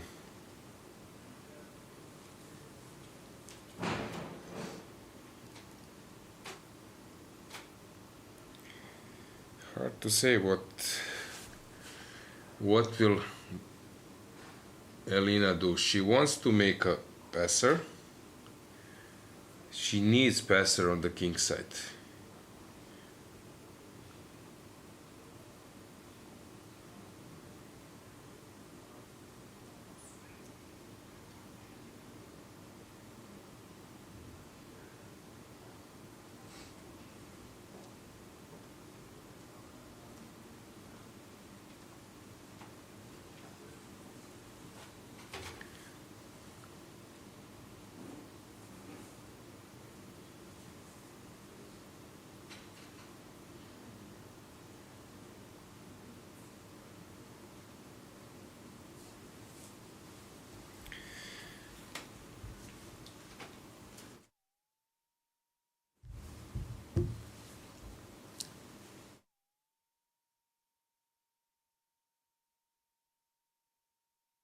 So, I'm joined once again with Dragana.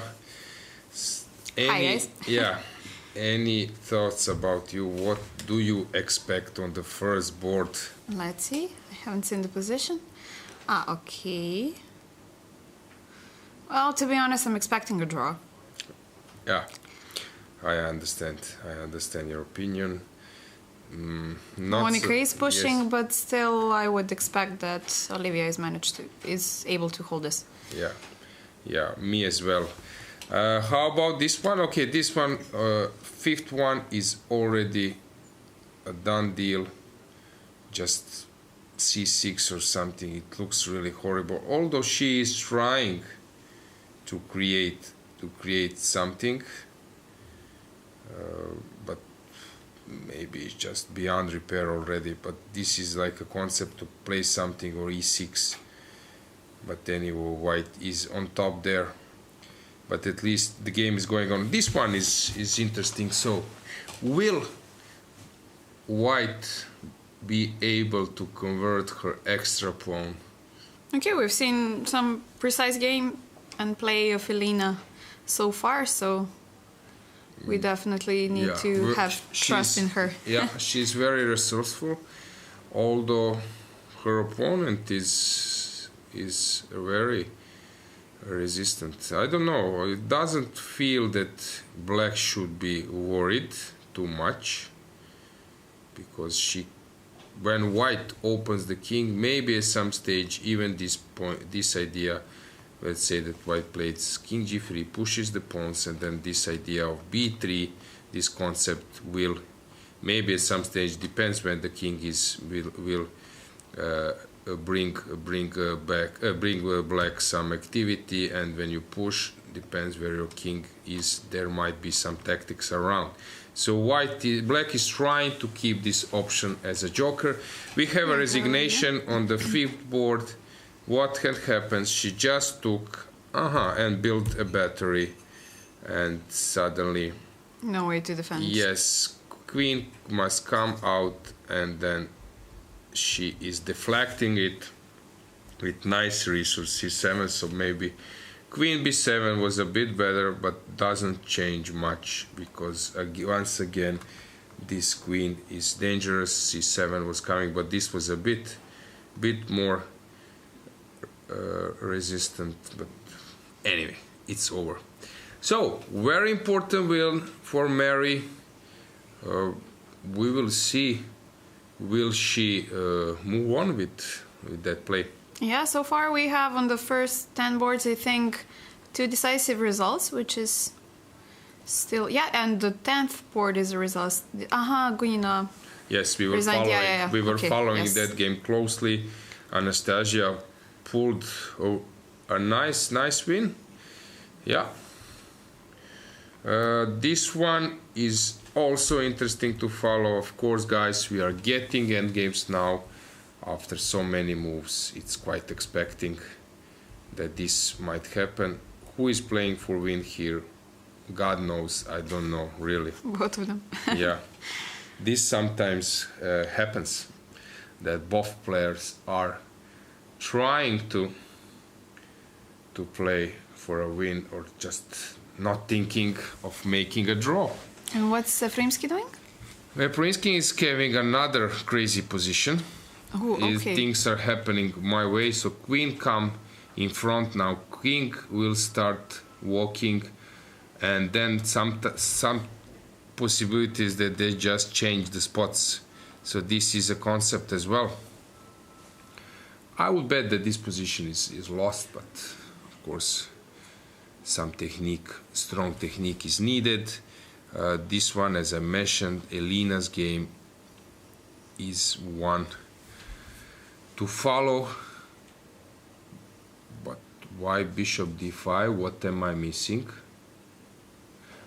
She wants to force a draw. What? How do you do that? Why this move? You're dropping the a6 pawn, no?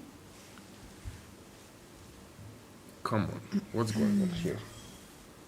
Okay, of course after f4 there was this move, which actually is very painful because although there is check, but also b3 comes and so on.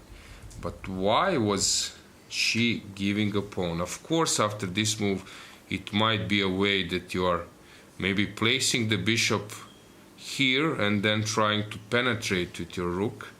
I would understand it, but of course it's immediate draw. What is the point? What was white threatening? After king g4, what am I missing? I don't see what. No checkmate tricks. Okay, I can start maybe with... I was having some crazy idea this way. Let's say you take, I promote queen, and then you go out, and then somehow that I create some mating pattern. But rook a6 is also enough. Strange decision. I don't know. I don't have an answer. I don't know about you. Me neither. What's going on? What's going on there? Very, very strange decision, but as you mentioned, we should trust Elina. She has proved that she knows what she's doing. Maybe there's something with b3 that we're not seeing, or I don't know, maybe she was afraid of it, so this is a key position, so what's there? Maybe bishop d4, and then this b3, b2 is coming. So she just didn't want to allow this bishop d2 and then b3, b2. Okay, now I get it. So basically this move is a silent draw offer. I would call it that way. Yeah, so we will check. Now probably her opponent is shocked, but sometimes this happens when your opponent is also thinking for your possibilities as well. Stopping your possibilities which you haven't noticed at all. b5. Okay, the rook is out. It seems that black, she's getting a bit more air there.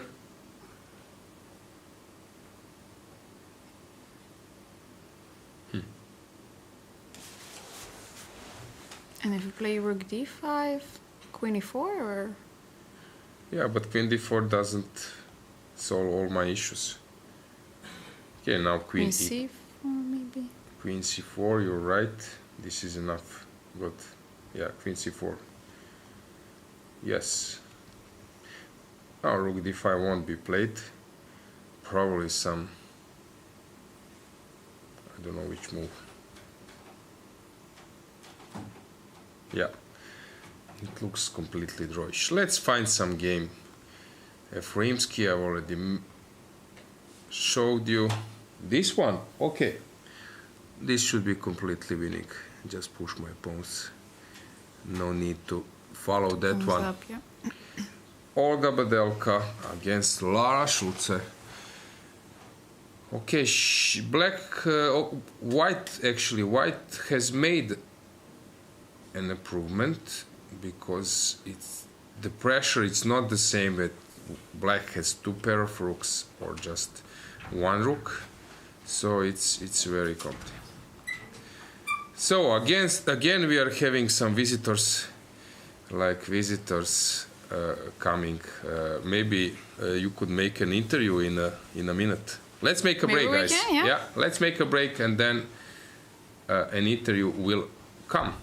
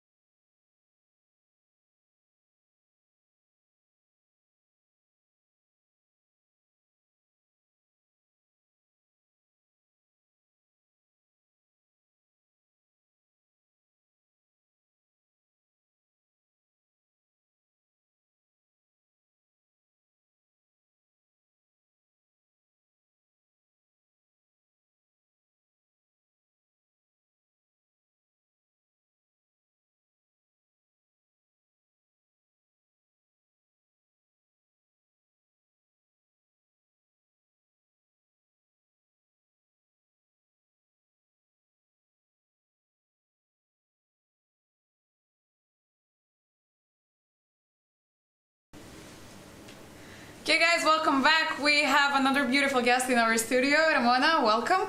Her name is Ramona from Latvia. You just finished your game. Can you tell us the result? Yeah, I drew against 2100. It was a long game. The tournament is going well for you, I think. Yes? It's okay. 3.5 out of 7. Okay, Yeah. the European Championship, as we know, is a very strong tournament, so definitely you will face some tougher opponents as well in the next rounds, and we wish you the best of luck. Is it your first time in Montenegro? Yeah, it's my first time here. How in do the you like it country. so far? Oh, it's very nice. Like the nature and the place here, it's perfect. I think for chess tournament. Right, we have the sea, so you can relax after the games. Yes, And exactly. Yeah, and the free day, it was so nice to relax and take a walk in the nature. did you manage to go somewhere else, or did you explore Petrovac more? I went to the island to see the church. Took the boat. Yeah, to see Petrovac from afar. Yeah, it's a small place, but it has a lot to offer, guys. How are you satisfied with the organization over here? Oh, I think it's perfect. Like every single board is live. You can follow every single game.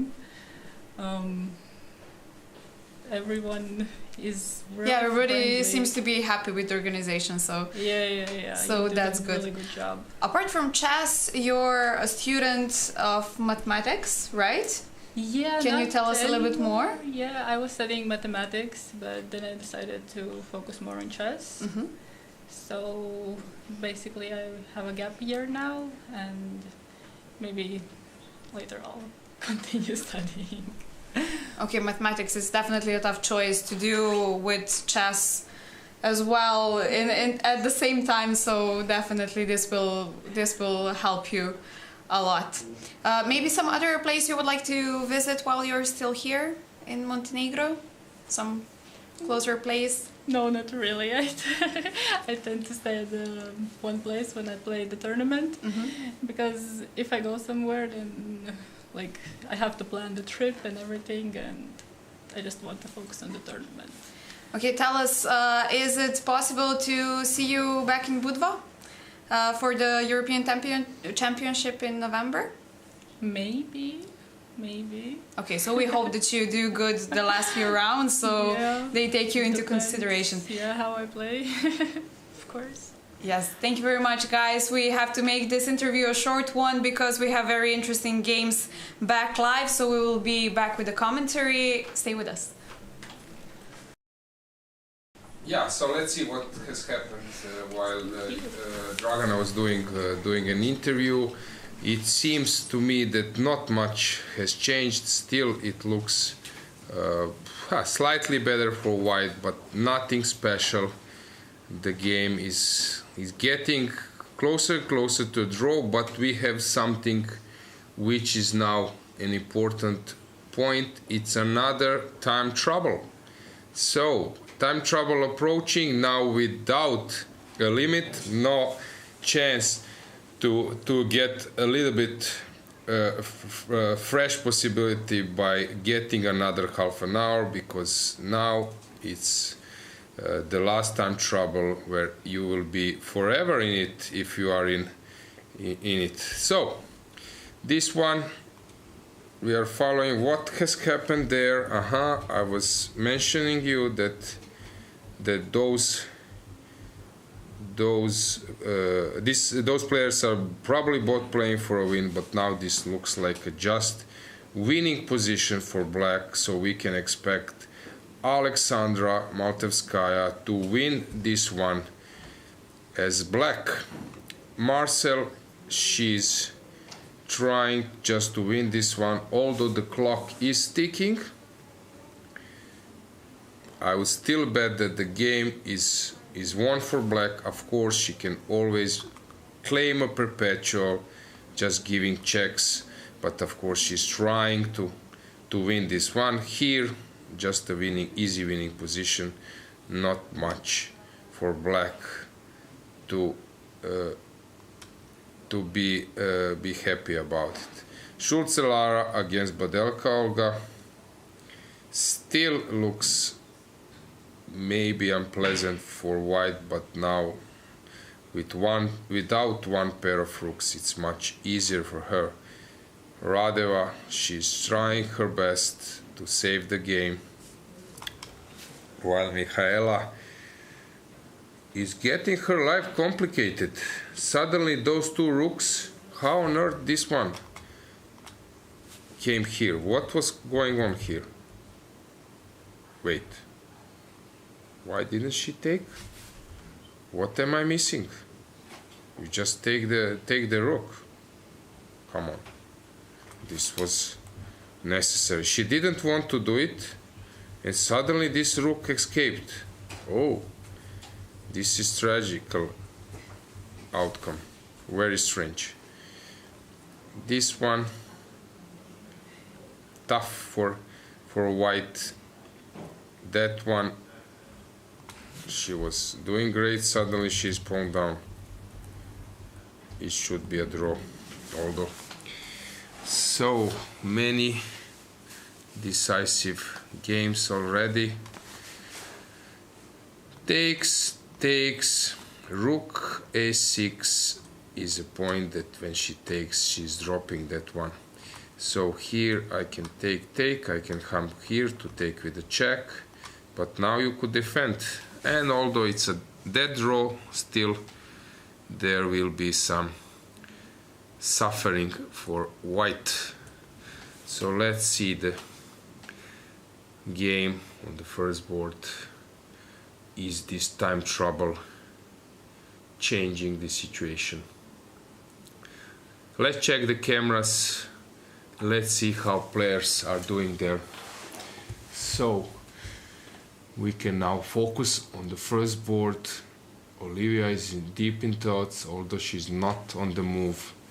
Monica seems to thinking, can she benefit of placing her rook on the 8th rank, conquering one? Will she do it? No, she's thinking, and in the end she did it. Let's check what has happened.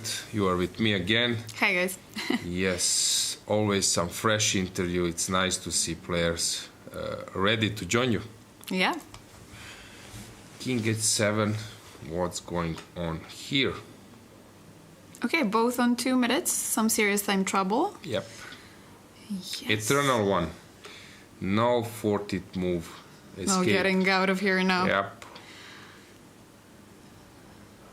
She's thinking. She's very serious. Now I love this determination. They could have drawn like an hour or so ago, but they're still playing and still trying to find new possibilities in the position.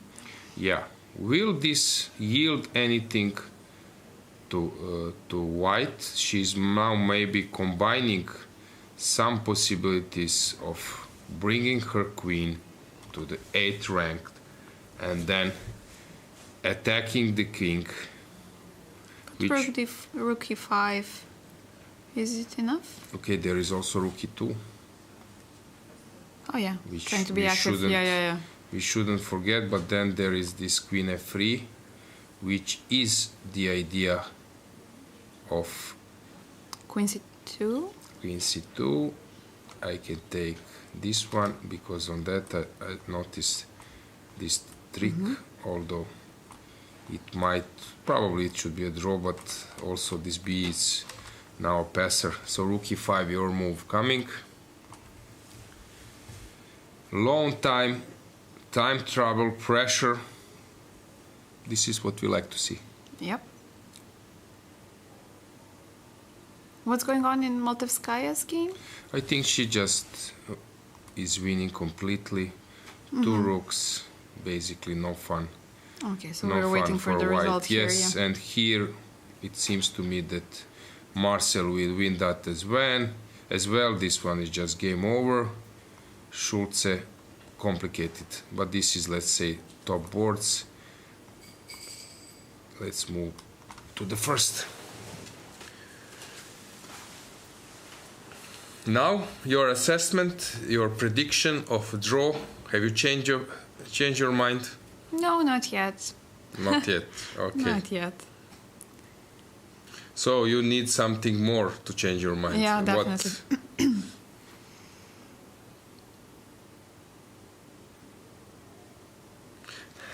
It still seems completely equal. Of course, engines probably are laughing of black problems, but I would be a bit concerned. Maybe now Olivia is thinking even to start even with some g5, g4 to generate the counterplay. Now we will see. Will this move happen or not? I'm quite curious. No, she sticks to her guns. No, maybe I want some queen e4 as Really, well. of course, this is a good move, rook d5. Now I don't feel that Monica is happy because suddenly black created domination in the center. Rook e7, of course, can stop it, but then rook d2. So queen c3. Okay, good move, I guess. How about rook d3 now? How do you save your game? Queen c6. Repeating the moves. So suddenly we ended up that white is happy with the draw. Even though Monica was pushing the whole game. But maybe black can become optimistic. I don't know. Now we will see. Character threat, right? Queen c6 again? Queen c6 again, queen b1. Will you survive? Maybe I don't have a threat, maybe you could. So this, no, I have something smart now, I guess. How should I create a threat? Still I don't see it. Still I don't see Oh yeah, rook d3 on the board. Yes, rook d3 is a normal move. But rook d1 I was also thinking, so they will repeat the moves, I guess. But only black now can do something, but she's really long time, so probably draw will happen. To risk or not to risk? Now they are jumping. Check the cameras. Go Yeah. to the cameras. Check that. So you will see now.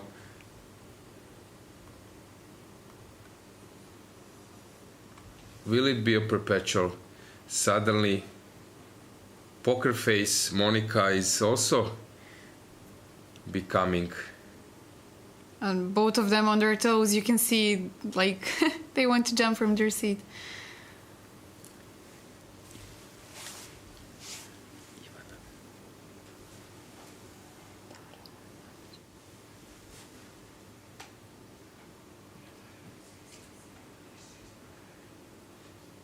Okay, what has happened? We lost some moves or nothing? Rook d5 played. Yes, and queen c6 on the board as well. No, this. I mean, queen c6 then. I rook think d5. that's basically it. We can. I think we can conclude that this is a draw. She will play queen c3. There is no point for her to fool around in this position where black has considerably improved her position. Rook was always standing an f8 passive square in the castle. Suddenly this rook is on d5, very active, preparing to counterattack. So you don't wanna risk here. Your chance has gone. Stick to draw. This is what I think white should do. Queen c3 coming or no? Probably some Yes, last seconds. last seconds. Hand is on her head, preparing the move. Last check. Some drama around. No. Okay, hand. Hand down. Yeah, hand down. That Fist means on the board. yes, and it might be draw. Oh. Oh. Oh. Okay, going for a win. Yes. Unbelievable. Really? Interesting. Interesting try. Monica pushing till the last breath. Yes, congratulations. Will this backfire? We'll see. I'm really curious.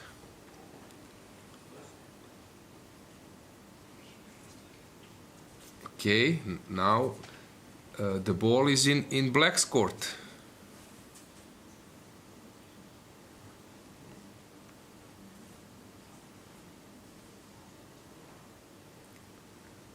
Drama.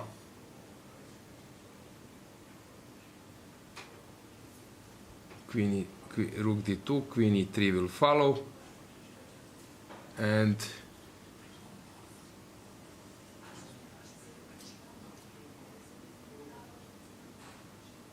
after rook d3, what does she play? Or maybe even queen d5 and taking Queen on d5, queen d7. f3. Queen d5, queen f3 is the point. But here rook d3 just wins for black. Or rook d1. Rook d1. Okay. I don't. Queen d5, rook g1 is a threat. Now it seems to me that rook e7 is the only move. Rook e7, only move.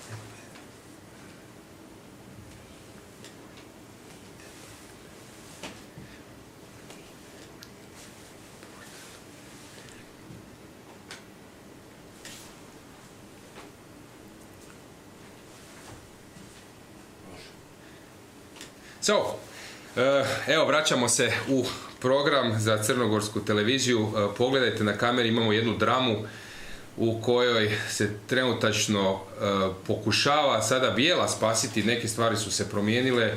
Monika Sočko, Poljakinja, je pritiskala sa bijelim figurama, no odjedanput crna igračica Olivija Kolbasa, koja je zapravo vodila, je preokrenula stvari i praktično u drami cajtnota, kada se dogodio drugi cajtnot, kada igračice više nemaju toliko vremena, praktično crna je ovdje uspjela se izvući iz pozicije. Sada igraju brzo, vidjet ćete što se događa na ploči, pokazat ću vam zadnje trenutke, ali izgledalo je da će biti u ovom trenutku bijela ta koja će pritiskati, no sjajno se snašla Olivija i nekim potezima došli smo do ove pozicije kada je crni top, koji je cijelo vrijeme bio pasivan, prešao u kontranapad i zapravo bijela se morala spašavati. Sada stvari, kako se čini, idu u remi. Od drugih rezultata imamo pobjedu na drugoj ploči 8. Julije. Narva Maj nije uspjela realizirati možda malo bolju poziciju, zatim 2 remija na 3. i 4. ploči, 5. ploča odlučujuća pobjeda Arabize Meri i onda opet remi, znači dosta remija, ali opet i 2 odlučene partije u korist igračica sa bijelim figurama. Proći ćemo još malo kroz poteze, no naravno cilj je, evo, i promoviramo crnogorski šah. Stoga vas prepuštam mojoj sukomentatorici Dragani Nikolovskoj sa njezinom novom gošćom.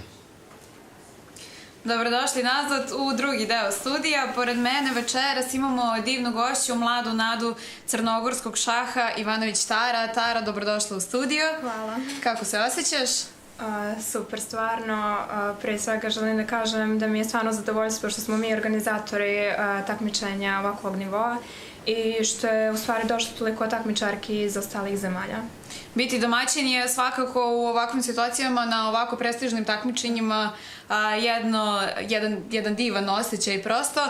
Međutim, Tara, treba da znate da je postigla divan rezultat u prvom kolu protiv srpske velemajstorice Čeluškine Irine. Je li bilo teško dobiti tako težak poen?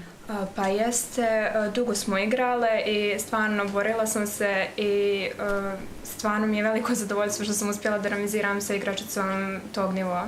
Tara je, ono što treba da znate, Tara je višestruki prvak u svojim kategorijama, juniorskim, kadetskim. Svake godine imamo različita prvenstva do 8, 10, 14, 16, svake 2 godine imamo različite kategorije, tako da je Tara na neki način i tim svojim uspesima uspela da obezbedi sebi mesto i na ovako prestižnom takmičenju. Tara, reci nam kakvi su planovi za Budvu 2022. godina. Rekli smo više puta da je timsko ekipno prvenstvo također organizovano u Crnoj Gori i da će biti u Budvi, tako da Tara, hoćemo vidjeti tebe ovde.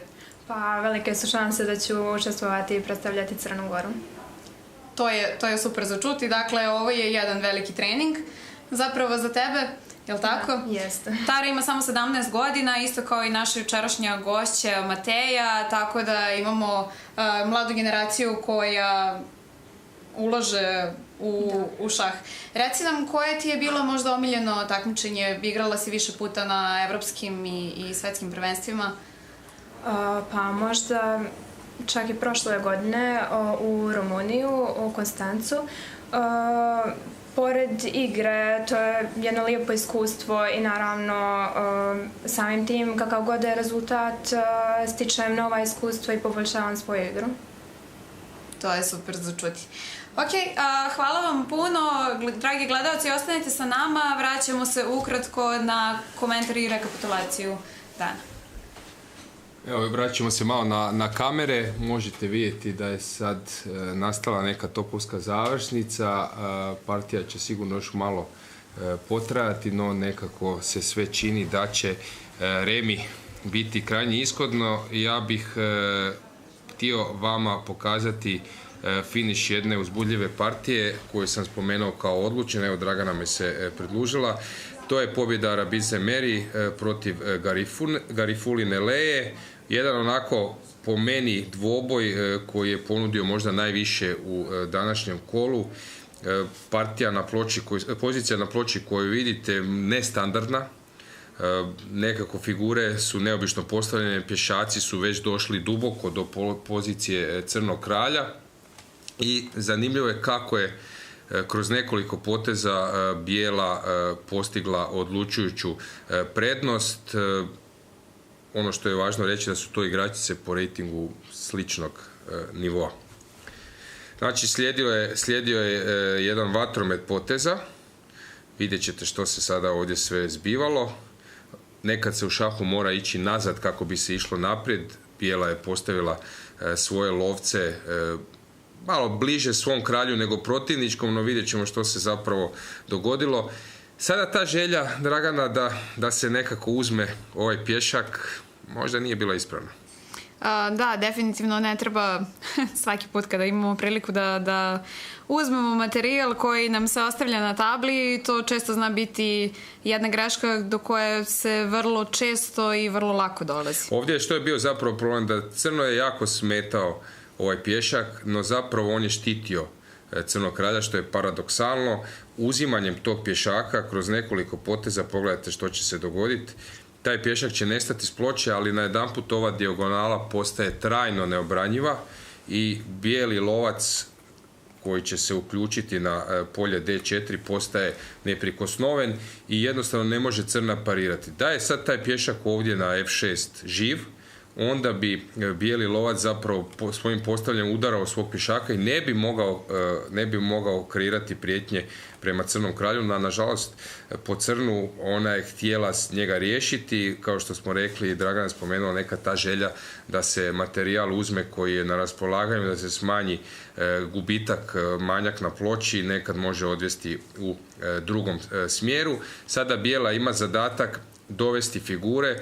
U šahu je jako važno da sve resurse uključimo, nekad kažu da je to i slično sa nekim menadžmentom u kompanija, naći pravo mjesto za svoje figure, a u ovom trenutku top je taj koji ne igra i bijela mu nalazi put, igra potez top D1, uključuje ga u igru i odjedanput nakon tog poteza vidimo kako figure bijelog počinju igrati. Zašto je taj potez važan? Zato što bijela nije upala u zamku straha od napada crna ima dvije figure koje napadaju bijelog lovca, no zapravo nakon ovog poteza se to ne može učiniti jer slijedi top i ovaj kralj nema izlazi. Vidimo koliko je važno što je bijela u sredini partije gurala svog pješaka, postavila pješaka kao nekakvog napadača protiv crnog kralja koje ne daje crnoj da sa svojim kraljem iziđe iz ove matne mreže. Sad bi moralo postaviti damu, naravno gubitak dame na ovom nivou znači i gubitak partije. Da, jedan kratak komentar. Ono što također je bitno napomenuti u ovoj poziciji je da imamo poziciju otvorenog tipa gdje bela u svojim redovima ima lovca protiv skakača koga ima leja crnim figurama, što zapravo joj daje prednost zato što su lovci u otvorenim pozicijama bolje od skakača. Tako je, lovac je dalekometna figura koja kontrolira puno više polja, pogotovo kad se u otvorenoj poziciji postavi u centru, dok skakač ima taj svoj nekakav dijapazon djelovanja koji pogledamo da je puno manji od recimo postavljenog lovca koji ovdje zapravo jako puno kontrolira. I to se i dogodilo, slijedio je potez lovac D4, napao se top se uzmaknuo i sad kada bi maknuli dame sa ploče, ova pozicija bi imala potpuno drugi tijek i zapravo bi bila vrlo obranjiva za crnu, no dame su te koje čine razliku. Dame mogu kreirati napad, postoji takozvana baterija, a to je da je lovac iza dame i ta dama onda prijeti se katapultirati prema crnom kralju i to je zapravo ono što je problem crnove poziciji. Slijedio je potez šah, top se uvodi u igru, sada postaje također jasno da ovaj lovac će zauvijek ovdje ostati na ovom polju jer je ovdje dominantan, a treba naći mjesto za topa i sad se top prebacuje na drugu liniju. Top E1, dama dolazi na ovo polje, šah, ponovili su se potezi zbog onog pravila kojeg smo spomenuli. Šah, A4, sada jedan vrlo važan potez.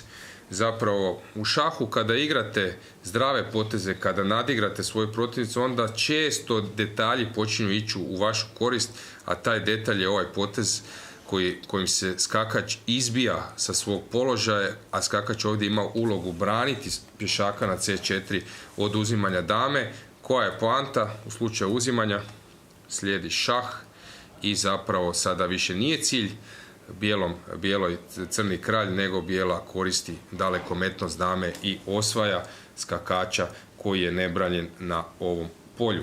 Slijedilo je micanje skakača, no sad je izgubljen i ovaj pješak koji ćemo vidjeti zapravo postaje glavni adut kojim bijela svoju partiju privodi u svoju korist. Slijedilo je dama D5. Sada opet nova želja da se riješi ovog pješaka, no vrijeme je sada jako bitan faktor, crna nema vremena, igra se potez top F1, top ovdje ima jako važnu ulogu zato što pojačava pritisak vezivanja.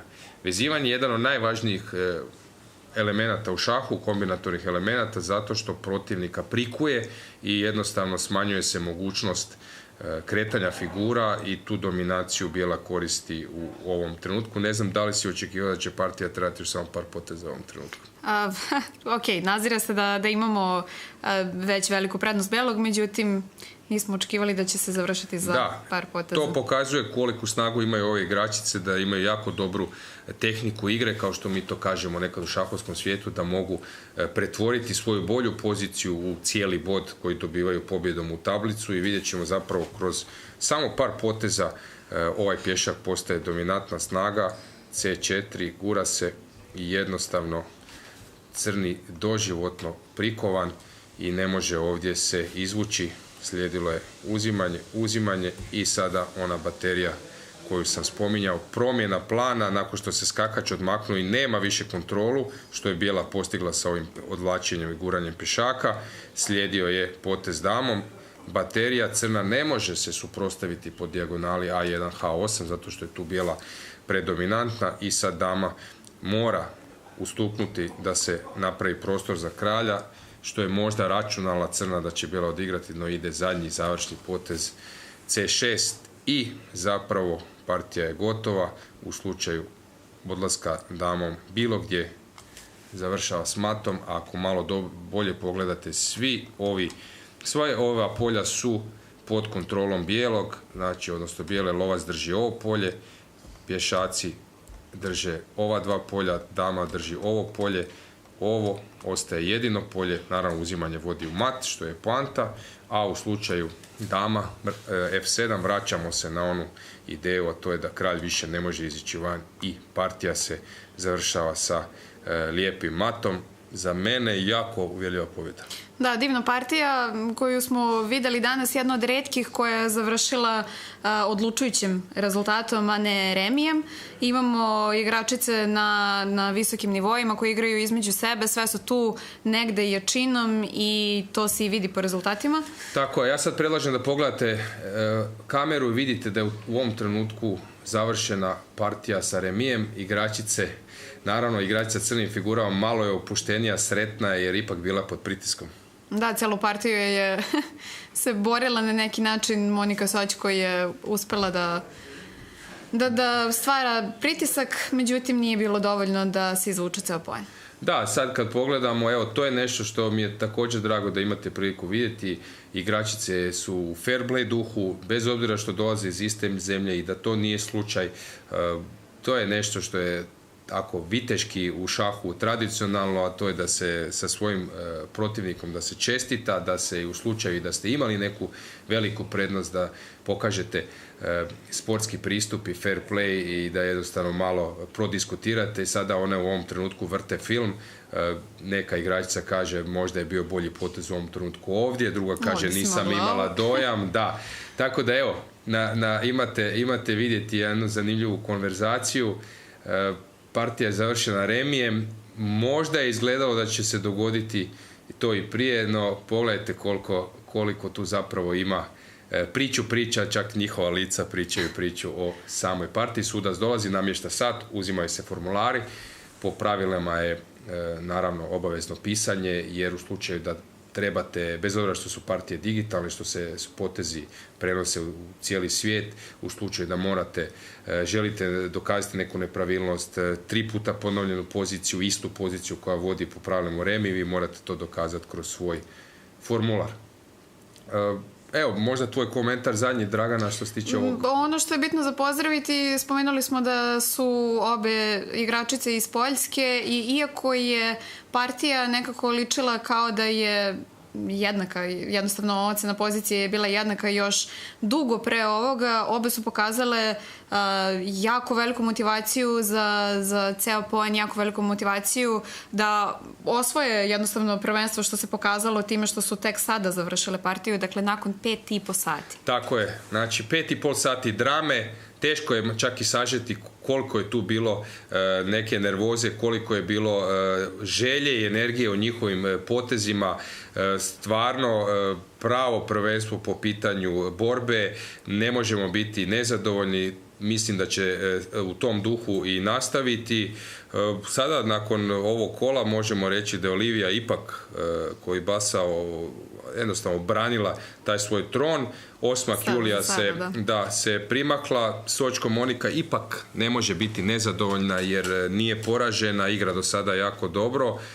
Na kraju kraja možda joj i protivnice neki pomogli. Pa, vidjet ćemo do kraja prvenstva, imamo još nekoliko kola. Ono što je jako bitno da napomenemo je da se večeras menja vreme, tako da ne zaboravite da sutra imamo...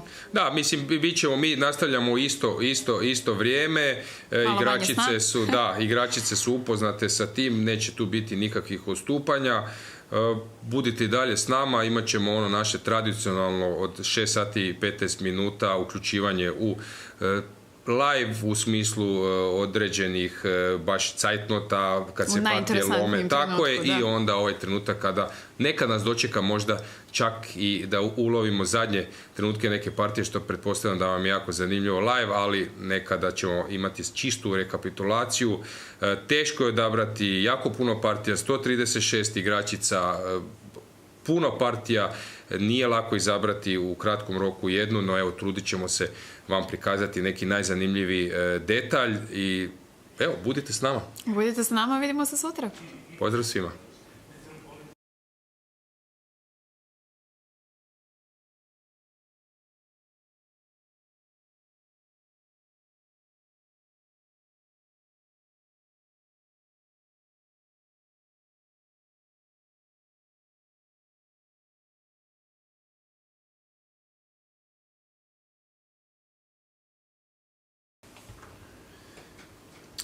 So, we have a final result on the first board. It was tough draw. Really interesting game. Players were exhausted and... big determination from both of them since they are playing the game for 5 hours and plus.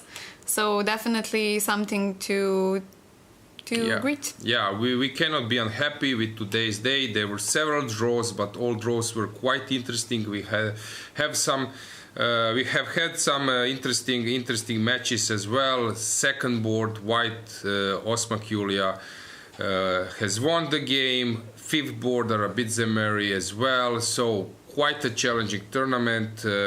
As mentioned, this one is just game over. So we can expect white to resign, while Marcel is still trying to do her best against Ovad Evgenia. So I think that tomorrow we will move on with interesting matches. So it's time that we conclude.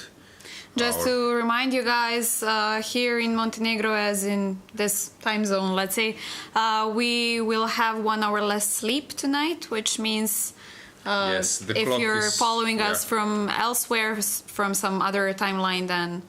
Yes, to keep this in mind, so players are informed. I don't believe that there will be any issue with players, but anyway, keep that in mind for tomorrow. For tomorrow, yes. Don't forget to subscribe to the ECU channel, where we will be live in the next following days as we are now, and where you can follow all of the great commentary and live action. Exactly. Looking forward to your remarks, comments, answers, questions, whatever we could provide. We are there for you. So just don't forget to ask us. So tomorrow, same time. Same place. Yes, see you tomorrow. See you tomorrow.